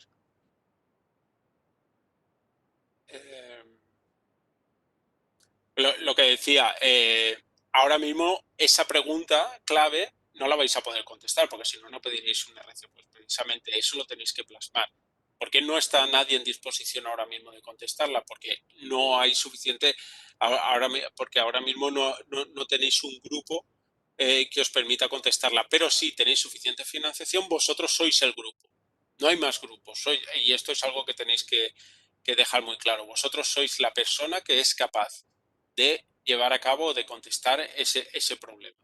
Solo esa persona, no hay más personas en el mundo. Y de alguna manera eso lo tenéis que dejar muy claro y muy patente. Sobre todo para la Starting Grant es importante que intentéis que gran parte del trabajo se lleve a cabo en vuestro laboratorio. Y así que después hay proyectos en general que pueden ser un poco diferentes por su naturaleza. Pero tiene que quedar siempre patente la idea de que el gran esfuerzo de la Starting Grant recae en vuestro laboratorio. Entonces, poner colaboraciones y tal está bien, pero en la Starting Grant sobre todo tenéis que dejar la idea de que es vuestro laboratorio. Y si vuestro laboratorio no hace algo, pues poner que lo vais a hacer. Quiero decir, no tengáis miedo a decir que en vuestro laboratorio vais a hacer nuevas técnicas, vais a incorporar nuevos modelos, etcétera, etcétera. No tengáis miedo porque eso se puede hacer siempre que esté dentro de vuestras posibilidades. Otra cosa es que tengáis, por ejemplo, una serie de experimentos que solo hay un grupo o pocos grupos en los que se tenga acceso para hacer y que esas instalaciones no las tenéis, ¿vale? Pero tened en cuenta que todo esto se os preguntará después en las entrevistas, ¿vale? Todo esto se os va a preguntar, vale, pero en realidad si os van a hacer todos los experimentos no sé dónde, ¿por qué me estáis pidiendo un RC? Pues se lo damos a ese otro grupo. ¿Vale? Por lo tanto, todo lo tenéis que tener muy bien pensado, ¿vale? Y todo tiene que ir siempre dirigido a que vosotros y vosotras sois la persona indicada, la única prácticamente que puede contestar a esta pregunta. Y por supuesto tenéis que vender muy bien de por qué la pregunta es tan importante. Es decir, hay preguntas que podemos hacernos y de cosas que no conocemos, pero que no se consideren relevantes en el campo. Por tanto, tenéis que vender también muy bien que la pregunta es esencial para.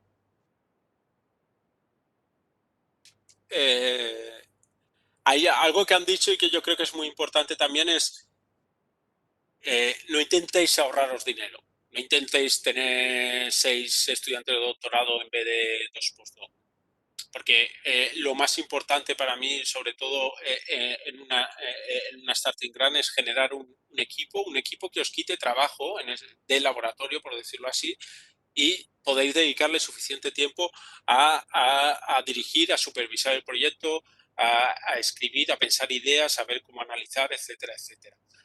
Si tenéis muchos estudiantes de doctorado, por ejemplo, esto os va a quitar mucho trabajo. ¿Vale? Y los estudiantes de doctorado muchas veces se pueden conseguir de diferentes maneras, lo hemos visto antes en la anterior presentación.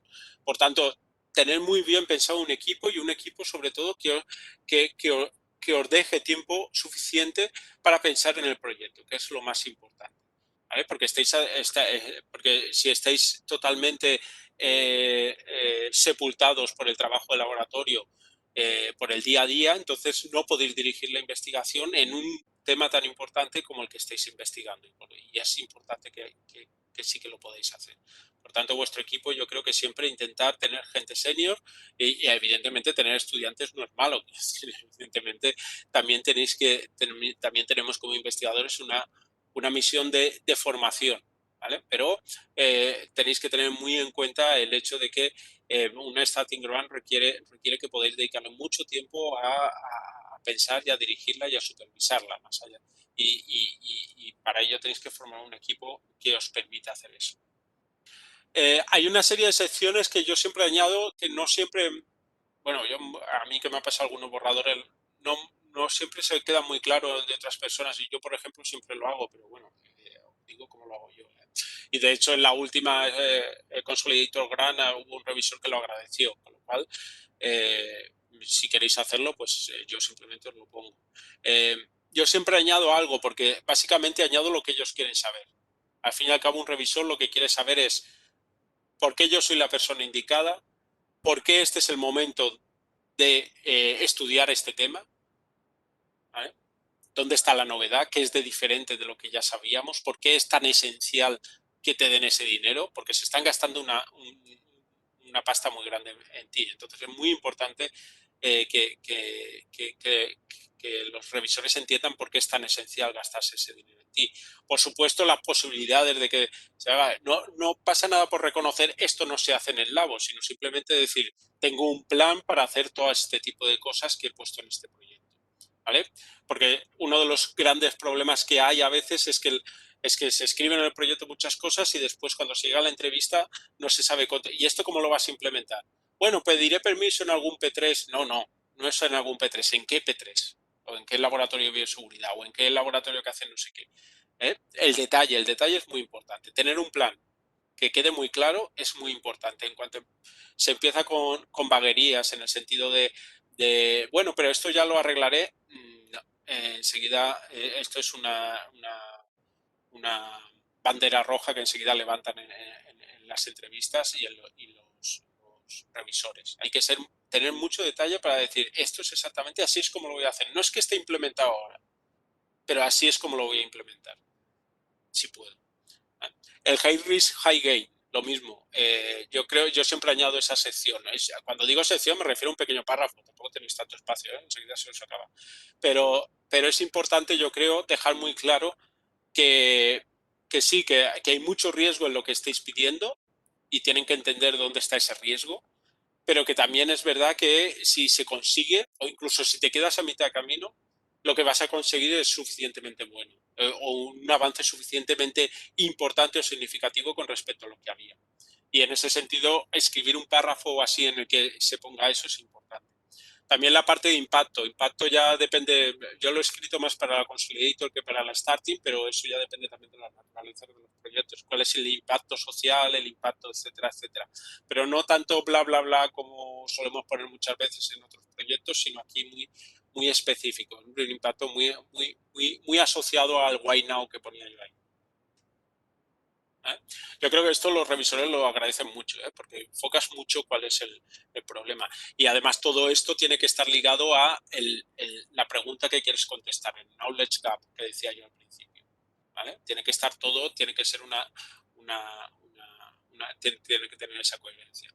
Yo siempre escribo en primera persona, sobre todo la starting. La Consolidator es diferente porque ya tienes un grupo, es más normal que añadas colaboradores, etcétera, pero en la starting yo siempre escribo en primera persona porque en general es una starting. Y además es todo sobre ti y sobre lo que eres capaz de hacer y sobre lo que tu laboratorio hace, no hace, etcétera, etcétera.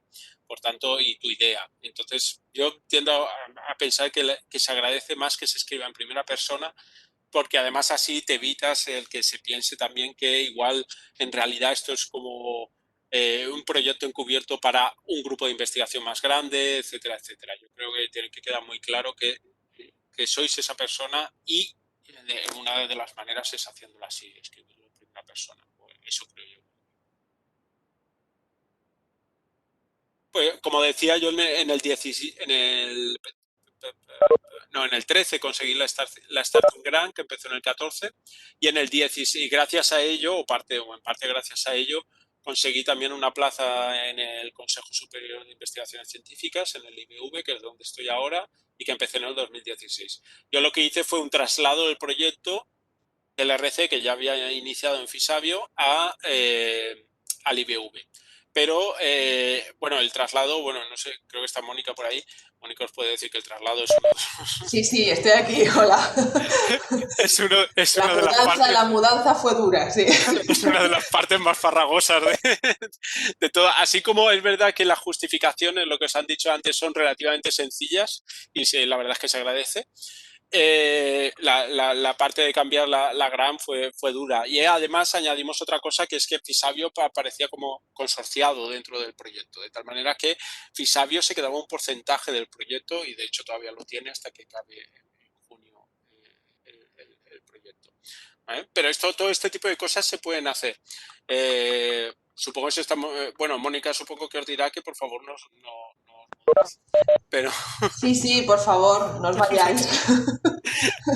Veo aquí conectados muchos que les hemos tentado más de una vez. Entonces, bueno, yo creo que a partir de mañana empezaremos a trabajar con esto y vamos, Iñaki es un ejemplo de conseguirlas, pero bueno, a mí personalmente pues me dio pena que se fuera, pero me alegro muchísimo por sus éxitos y por cómo está planteando esto. O sea que enhorabuena desde ya.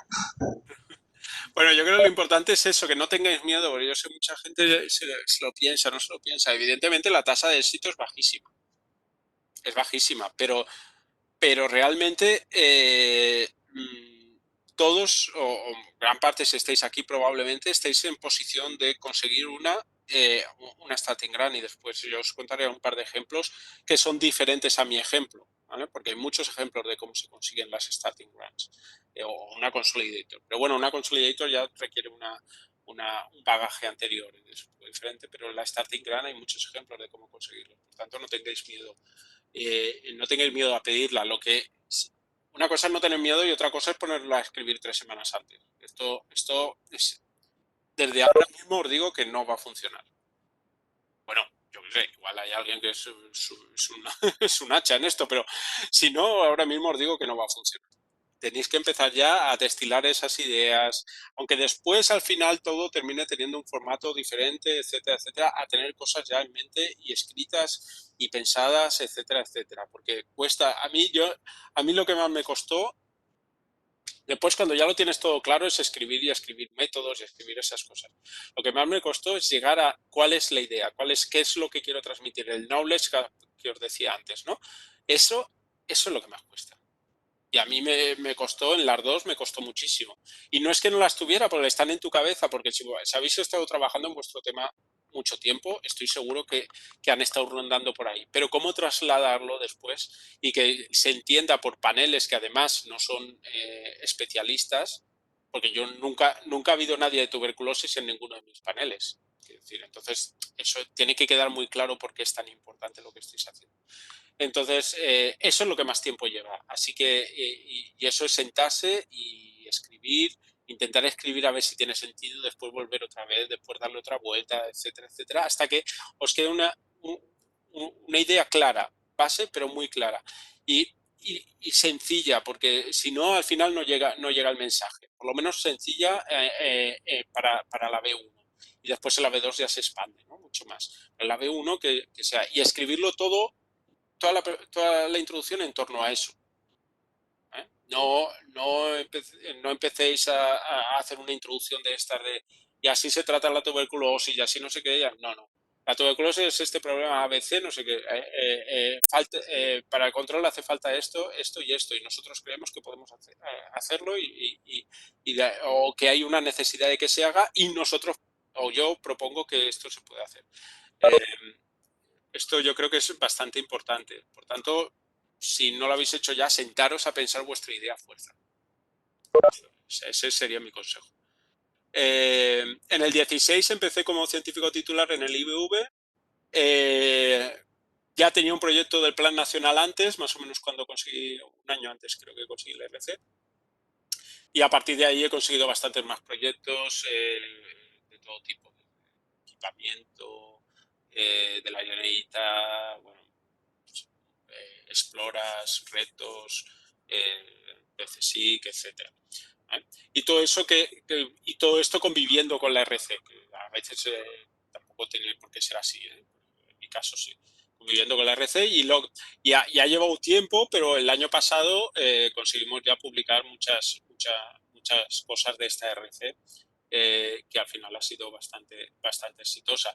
Y esto os lo muestro para que veáis cómo yo, partiendo de prácticamente de la nada en mi laboratorio, ahora tenemos un plan de investigación global. Y esto es importante también que lo vayáis planteando aunque ahora no lo veáis, cómo queréis organizar vuestro laboratorio. Y nosotros, por ejemplo, hemos pasado a hacer cosas muy básicas, a hacer cosas clínicas y aplicadas y tocamos muchos palos. Y esto es una de las grandes ventajas de la RC, es esa, que expandes a muchos más temas de los que originalmente estabas y que te permiten además interconectarlos entre ellos, que yo creo que es muy importante porque todo esto a nosotros nos informa sobre esto y sobre esto, etcétera, etcétera. Esto es una de las grandes ventajas para mí de la RC, aparte de, evidentemente, tener un equipo de trabajo más o menos estable. Como decía, esto no sé qué significa, o es que le he dado para atrás. Sí. Y gracias a eso es como hemos ido sacando publicaciones en todos estos temas y algunas que todavía quedan pendientes por sacar, relacionadas todas o muchas de ellas con la RC o con lo que la RC nos ha permitido conseguir y llegar, porque al final también te da la posibilidad de interactuar en muchos ámbitos y en trabajar en diferentes cosas.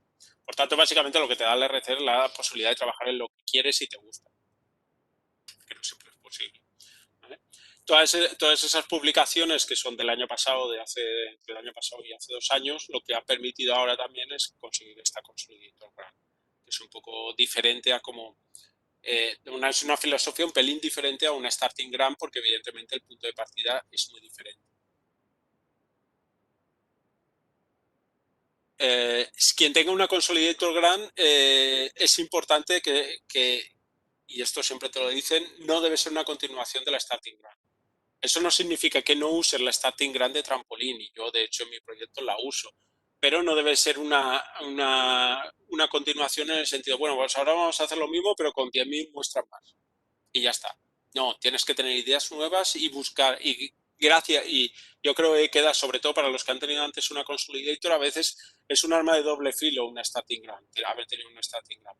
Una parte, evidentemente, demuestra que has tenido una financiación estable, un equipo, etcétera, pero por otra parte, el problema es que te van a pedir que seas original, más original aún, ¿no? Que seas diferente a lo que estabas haciendo en la Starting Grant. Y en ese sentido es buscar la manera en la que la Starting Grant pueda ser un trampolín, pero no que sea simplemente continuarla después en la Consolidator Grant. Es decir, mira, yo he conseguido esto, pero es que además voy a añadir esto y además voy a añadir esto otro y esto otro y esto otro que no estaban ni contemplados.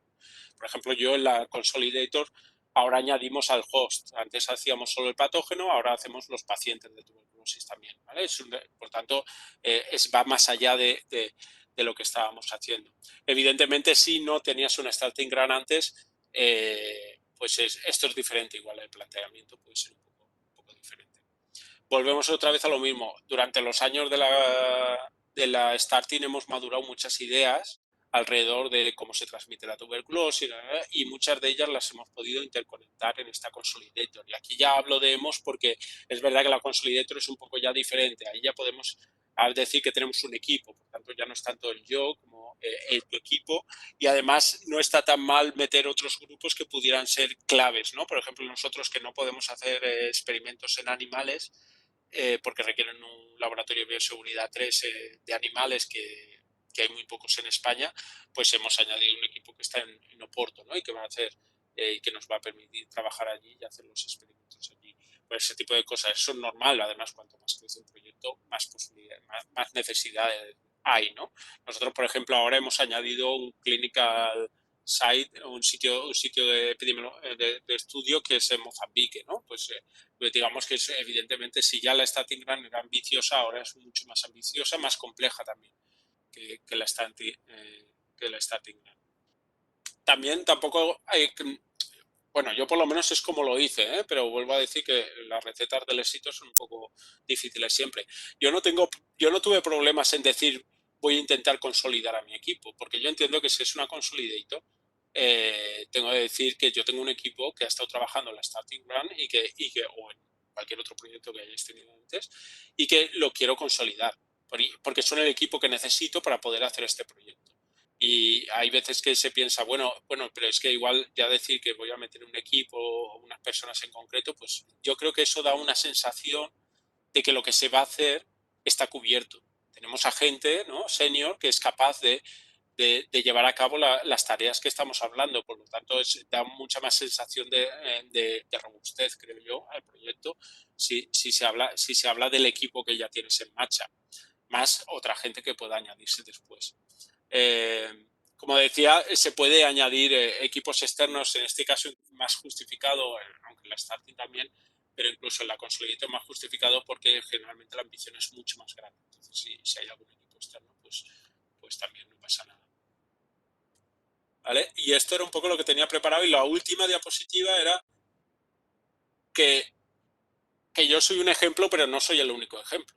Quiero decir, yo tengo una carrera que es la que es, para bien o para mal, y que con ella y a través de ella he conseguido las RCs, pero es verdad que hay muchísimas maneras de llegar a las RCs.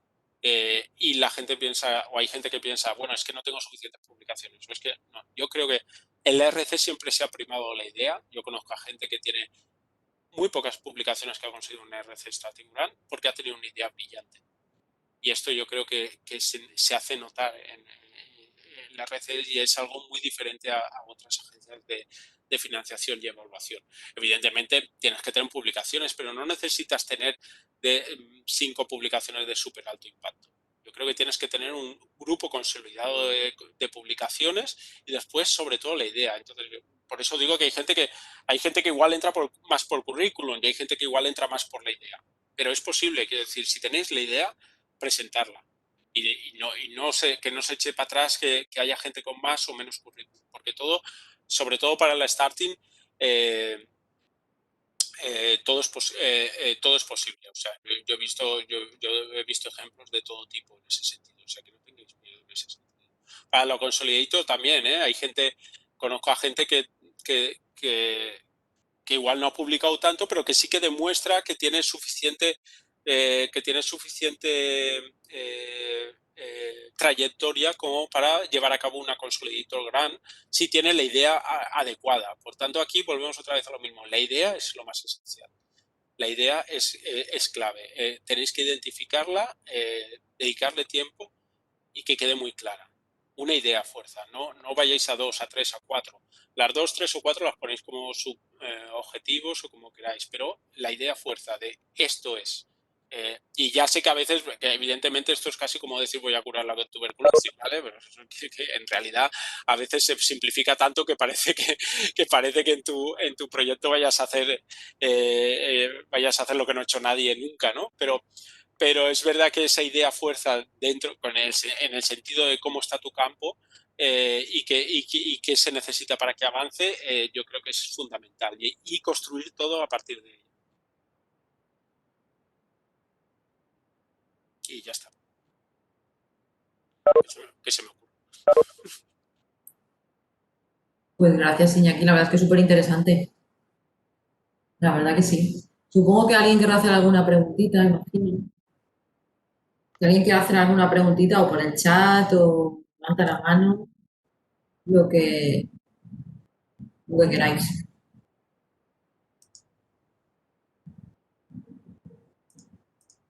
También si tenéis alguna pregunta más específica, quiero decir, de cómo funciona el proceso, de eso no he hablado mucho, pero bueno, si cualquiera de vosotros tenéis alguna pregunta más específica del proceso, etcétera, eso os puedo decir por lo menos mi experiencia. Aquí en el chat, porque Alex Mira se ha tenido que salir, pero dice, Iñaki me has quitado el miedo de encima. A ver. Esto es Mónica, que no sé qué le pasa, que dice que levante la mano, pero ella se puede desconectar.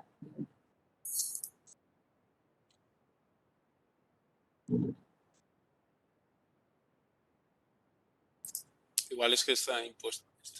No, pero está todo el mundo. Así es que tienes a todo el mundo en silenciado. Sí, pero ella, A ver.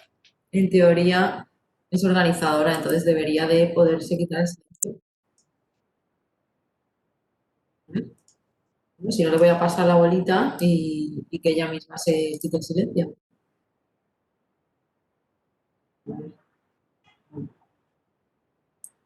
Se sabe.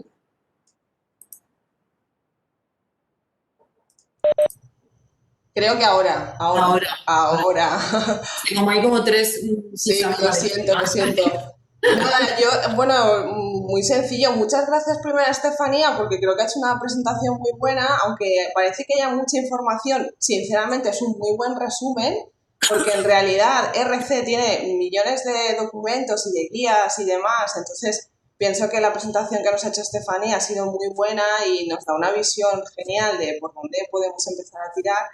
Y luego yo creo que el caso de Iñaki, pues es que es blanco y en botella, ¿no? Creo que es muy bueno, que nos muestra muy bien, nos ha enseñado muy bien cuáles fueron sus pasos. Entonces yo tengo una pregunta que no sé si es para Estefanía o para Iñaki, pero bueno, a mí me gustaría saber, porque el caso de Iñaki, él tuvo Ramón y Cajal, hizo un postdoc fuera, creo que no te quedan ayudas por conseguir, Iñaki, tanto nacionales como internacionales, creo que las has probado todas.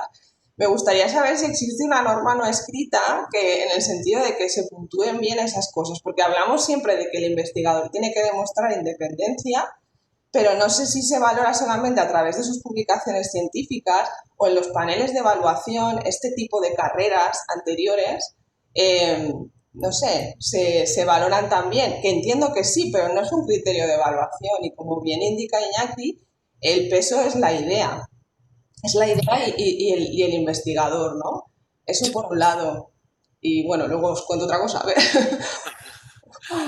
Vamos a ver, yo lo tengo muy claro, ¿eh? Como norma no escrita, en Consolidator no tanto, porque Consolidator ya se supone que viene, ¿no? Para eso vas a consolidar, ¿no? Pero en Starting Ground claramente la independencia tienes que demostrarla. Por eso yo tenía este apartado del why me, ¿no? ¿Por qué yo? Porque entonces ahí demuestras o simplemente explicas. Después ya tienen el currículum, que esto lo ven en el B1, ¿eh? En el B1 viene un currículum, etcétera, que viene ya destilado un poco tu currículum con las cosas más relevantes, ¿no? Pero en el Why Me yo lo que pongo siempre es ¿por qué creo que yo soy esa persona basado en toda mi carrera que he tenido? Entonces, es decir, bueno, es que en mi carrera he sido capaz durante mi postdoc, y ahí evidentemente lo has hecho con con un supervisor, evidentemente, porque viene de hacer un postdoc, ¿no? Hemos sido capaces de resolver estos problemas que eran únicos o que hasta entonces no tenían, que han sido muy citados, etcétera, etcétera, y a partir de ahí yo empezaba a hacer esto y esto. Entonces sí, yo creo que es muy importante decir de dónde vienes, porque es qué formación o qué has conseguido con eso. En mi caso con el postdoc yo lo que conseguí yo creo que salí del postdoc con la independencia. Es decir, y entonces, pero no tiene que dar miedo a explicar que en el postdoc evidentemente has tenido supervisores, ¿vale? Y sobre todo yo creo que tiene que quedar muy claro eso, que eres independiente, que no vas a hacer lo mismo que han hecho tus directores de tesis o tu director de postdoc. Entonces, porque eso sí lo mira muchísimo. Y no sé si viene escrito o no en las normas, pero te aseguro que en la revisión se mira mucho. Sí, gracias. Creo que Estefanía quiere decir algo. Sí. También, tienes el mismo problema que yo, no sé qué pasa. A ver, mira a ver ahora, Estefanía, si te lo puedes quitar. Sí, Ahora. ahora ya. Yo por complementar lo que ha comentado ahora mismo Iñaki, bueno, sí existe criterios de evaluación para valorar la parte curricular y estrictamente del candidato y candidata, que es lo que comentaba antes. Entonces, en esa sección curricular se verifica la capacidad creativa e intelectual del investigador principal. En ese sentido, tú has hecho referencia a las GRANT, ¿no? Al Ramón y Cajal, a la Marie Curie, que te proporcionan las becas y los contratos, te proporcionan presupuesto y estabilidad en tu trabajo y ese presupuesto y esa estabilidad te va a permitir conseguir esos logros de investigación. No es tanto la Ramón y Cajal, que también es como un sello de calidad, ¿no? Pero es, claro, una persona que ha tenido postdocs y tiene contratos de investigación es que no solo demuestra el liderazgo en esos proyectos, es que además con esa financiación puede conseguir logros. O sea, que es un poco la pescadilla que se muerde la cola. Y quería también hacer una mención que Iñaki ha dicho que la tasa de éxito del IERSI es baja, que es cierto, está en torno al 10%, que si te pones, bueno, pues una persona de cada 10 tampoco para todo el mundo, ¿sabes? Tampoco yo creo que esté tan mal. No, no, Yo creo que es más baja incluso que las Ramón y Cajal, o sea, es más alta que las Ramones y Cajales. O sea, bueno, Ramones y Cajales son casi unicornios ya.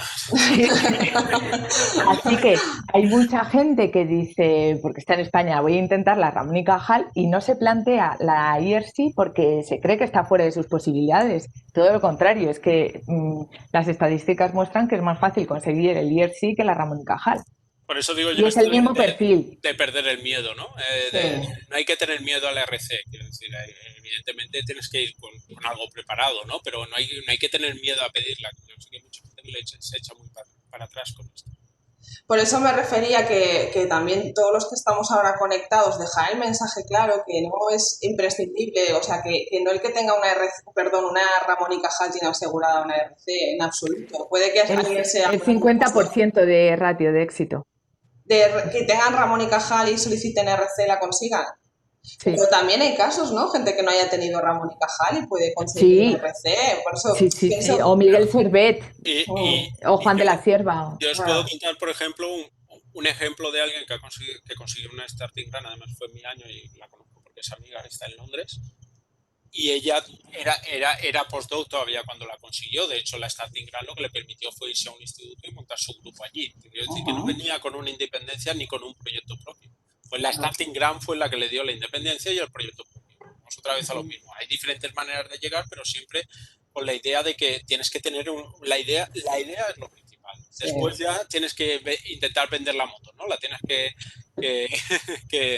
que adornar y etcétera, con las debilidades o con las fuerzas que tú tengas, tu currículum, etcétera.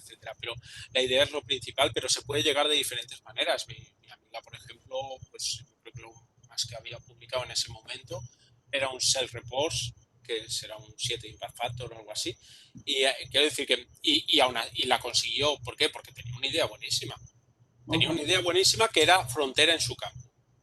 Y lo escribió de tal manera que los evaluadores entendían que era capaz de llevarla a cabo, ¿vale? Por tanto, por eso digo que no hay un solo camino al éxito, hay muchos caminos, pero todos pasan por lo de la idea.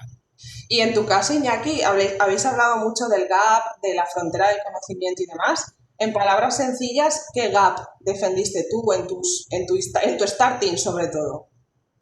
En el caso de mi starting, yo lo que dije es que no entendíamos la traducción. Sí, en palabras sencillas, porque yo la primera no te voy a entender. No sé si lo he arreglado o no, pero si lo hemos arreglado con la starting, pero bueno. Sí, pero un poco ver el nivel del gap que se busca, ¿no? Claro, sí, exacto. Sobre todo después para también, bueno, en el Consolidator además han sido dos entrevistas muy diferentes, porque en el starting era presencial y el Consolidator de este año era por remoto, ¿no? Y sin PowerPoint, o sea que la entrevista es otra historia, pero eso igual el día que eso puede ser un segundo seminario, el día de que llegue a la entrevista. En mi caso era intentar entender cómo se transmite la tuberculosis y yo pensaba que en ese momento no la entendíamos porque seguía habiendo muchísima tuberculosis a pesar de que teníamos muchísima transmisión, a pesar de que teníamos programas de control de la tuberculosis a nivel mundial para controlar la transmisión y aún así incluso en los sitios donde menos tuberculosis hay mucha transmisión. Yo entendía que allí había una falta de conocimiento que se situaba en la frontera entre la biología de qué es lo que le está pasando al patógeno durante la transmisión y la epidemiología, y por eso yo lo pedí por dos paneles que eran el S7 que es Public Health y el otro, el 8 creo que es, el de evolución. Y yo lo que junté fue dos campos, ¿no? Un poco el epidemiológico, que es datos epidemiológicos únicos también, a veces conseguir datos que nadie más puede conseguir, junto con otro campo que era el de la genómica, ¿no? Y unificarlos, ¿vale? De tal manera que, cosa que nadie había hecho antes, unificar esos dos campos. Y en tuberculosis, ahora ya lo hace todo el mundo. Sí, antes era hacerlo en COVID y cosas de esas. Claro, por eso lo estamos haciendo en coronavirus y que Claro, que esto nos ha permitido meternos en el coronavirus. De tal manera que evidentemente la starting te abre a muchas cosas, ¿sabes? Porque en realidad lo que estamos haciendo es en coronavirus trasladar muchas de las cosas que hemos claro. desarrollado durante la starting y el equipo que hemos mantenido, ¿no? Entonces, en ese caso era muy claro cómo parar la transmisión para acelerar la erradicación de la tuberculosis.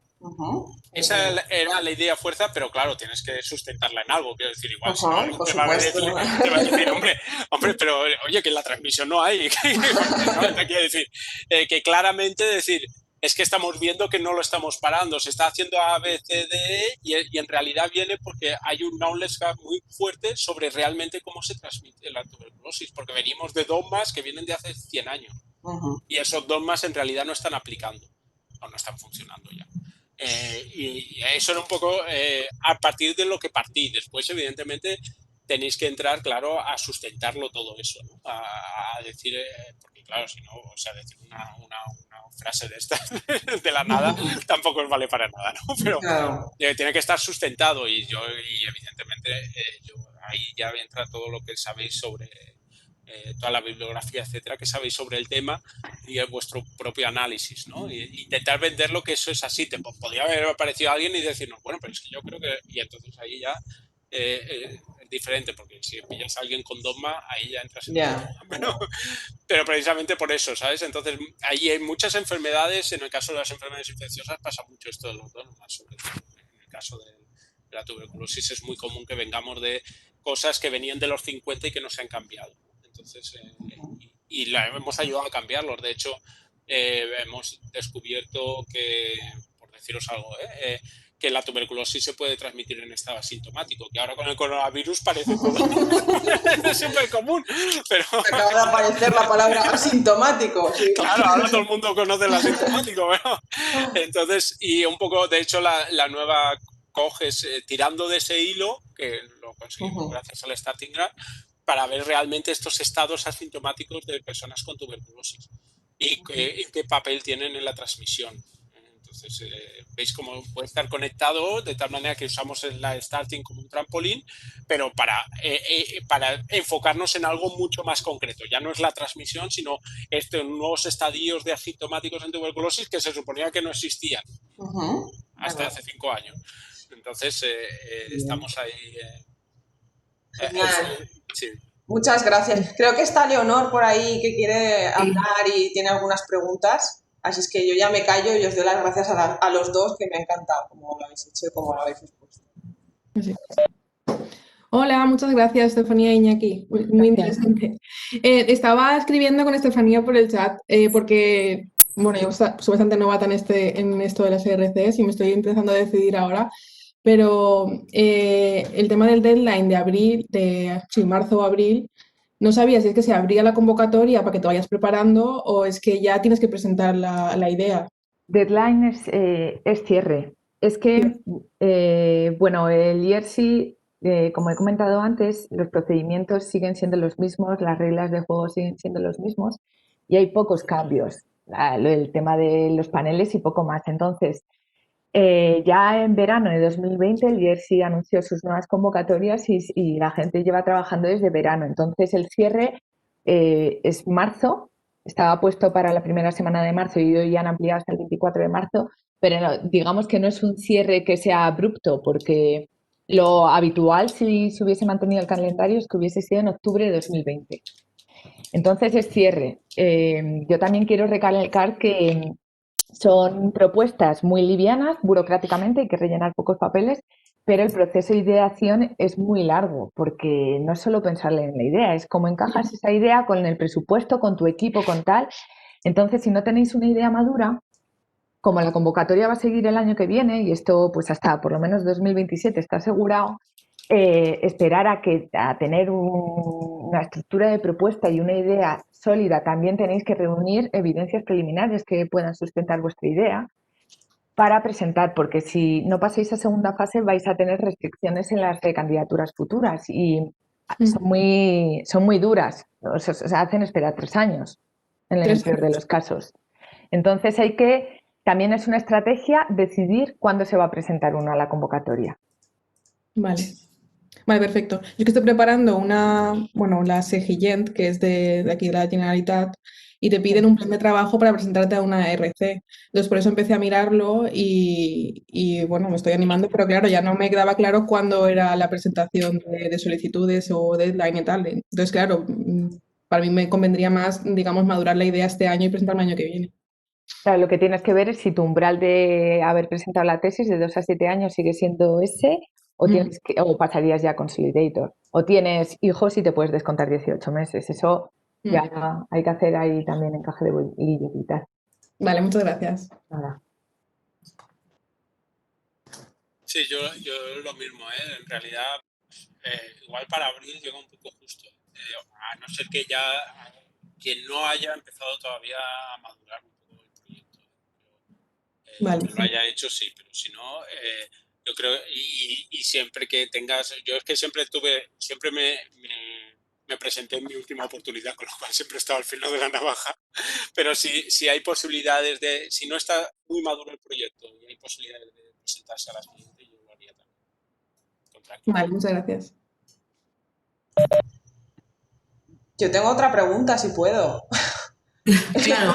Quizás más para Estefanía. ¿Es muy habitual tener investigadores con Starten y Consolidator? Quiero decir, Hombre, ¿suelen conseguir a medida que pasan los años va habiendo más, Sí. porque como hay más beneficiarios, pues sí, pero sí es habitual que vuelvan a presentar, o sea, las resubmissions, y también que un investigadora saque 2 grants. Ajá. Algunos ya van por el tercero, les ha dado tiempo a... ¿Les ha dado tiempo a llegar al Advance y todo? Claro, como esto empezó en 2007. Claro. ¿Te das Sí. cuenta? Pues nada, Iñaki, prepárate. Me preparo lo siguiente.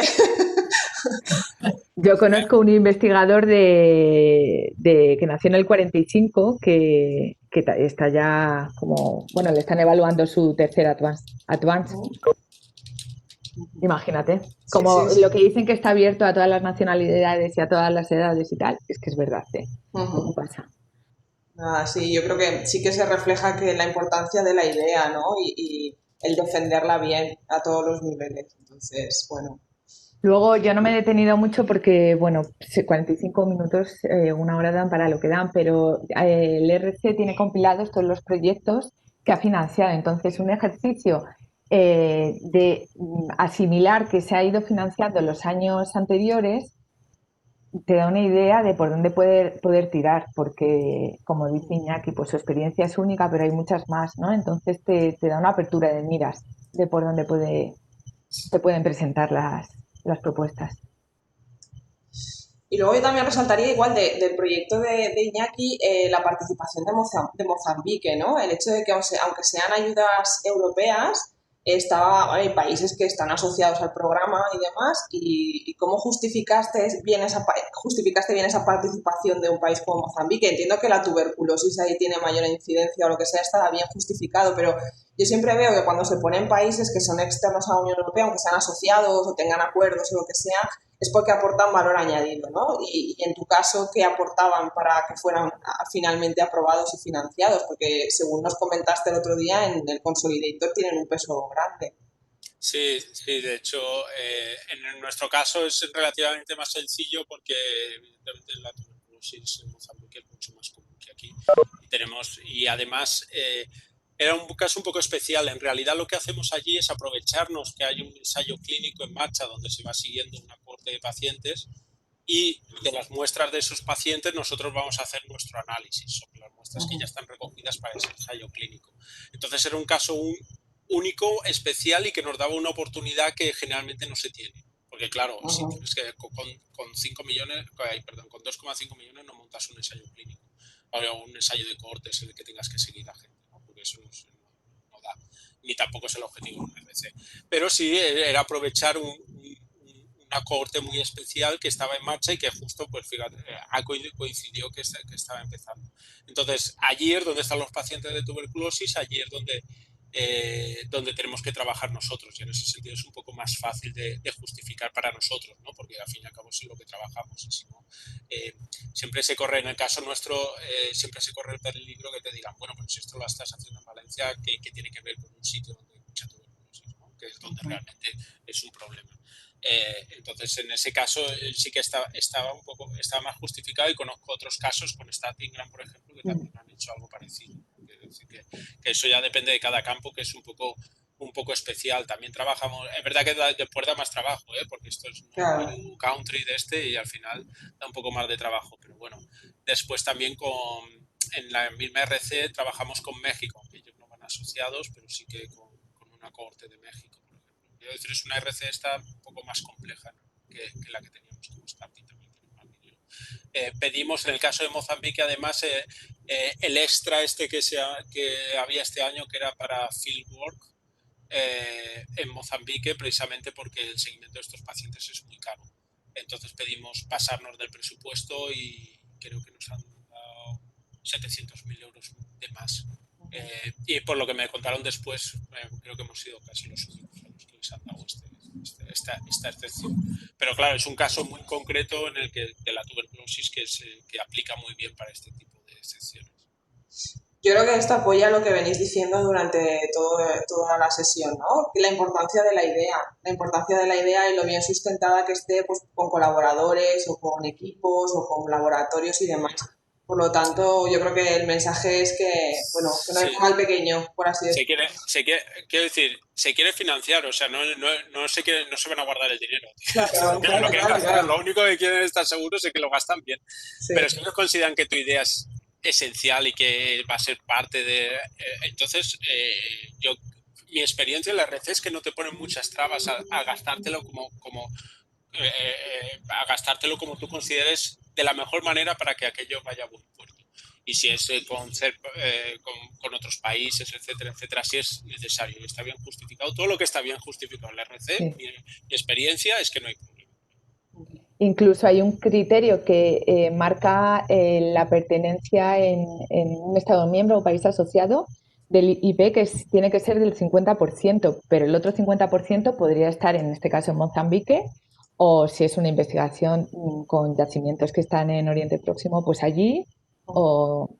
Es que la verdad que si os ponéis a echar un ojo a los proyectos, hay tanta diversidad de cuestiones que no vas a encontrar en otros proyectos del programa Marco, en otros proyectos del Plan Nacional, que hace que sea un programa único. Es un programa único y yo creo que es uno de los ejemplos de La éxito. joya de la corona. Sí, yo creo que es uno de los ejemplos de éxito más claros que ha habido, ¿no? En mucho tiempo, porque los programas Marco al final en realidad vienen un poco con el piloto automático, ¿no? Pero la RC es algo que se implementó y la verdad es que para Europa ha sido un cambio impresionante. Muy bien, genial. ¿Y de verdad te dedicas a lo que te gusta? En definitiva. O sea, te ha permitido desarrollar tu investigación con libertad. O sea, quiero decir, lo has defendido bien, está claro, pero yo creo que además te permite eso, ¿no? Totalmente. Y meterme en más historias que no debería, porque me da una libertad que no tendría Claro. de otra manera. Entonces, sí, totalmente. Bueno, ahora cada vez hago más papeles que otra cosa. Los que te quedan. Oye, me tengo que ir a otra reunión, Sí. Lo siento mucho. Nada, muchas gracias, por supuesto, por todo. Ha estado genial y gracias a los dos. Si quedan preguntas, trasladárnoslas a nosotros, al área de proyectos. Exacto. Y bueno, os las haríamos llegar, ¿de acuerdo? Sí, Vale. perfecto. Bueno, muchísimas gracias. Muchas gracias a todos vosotros. Gracias. Muchísimas gracias, Iñaki, Estefanía. Chao. Gracias a los dos. Un Hasta abrazo. luego. Hasta luego. Nada.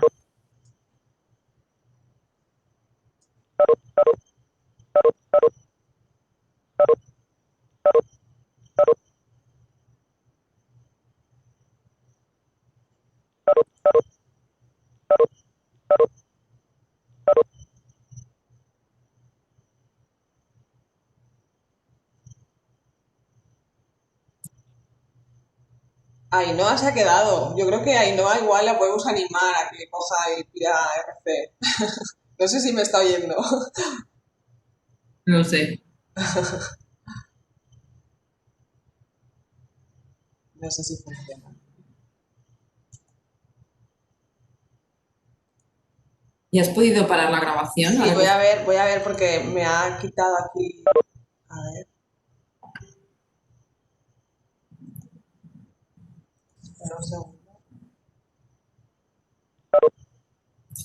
Te voy a poner como organizador, ¿no? A ver. Sí, otra a vez. ver si me vuelve a salir el icono, porque no sé por qué, yo creo que igual lleva demasiado tiempo. Sí que sigue, a ver, sí que sigue. Vale, ahora ya está. Es que llevamos 2 horas Ya. y yo creo que por eso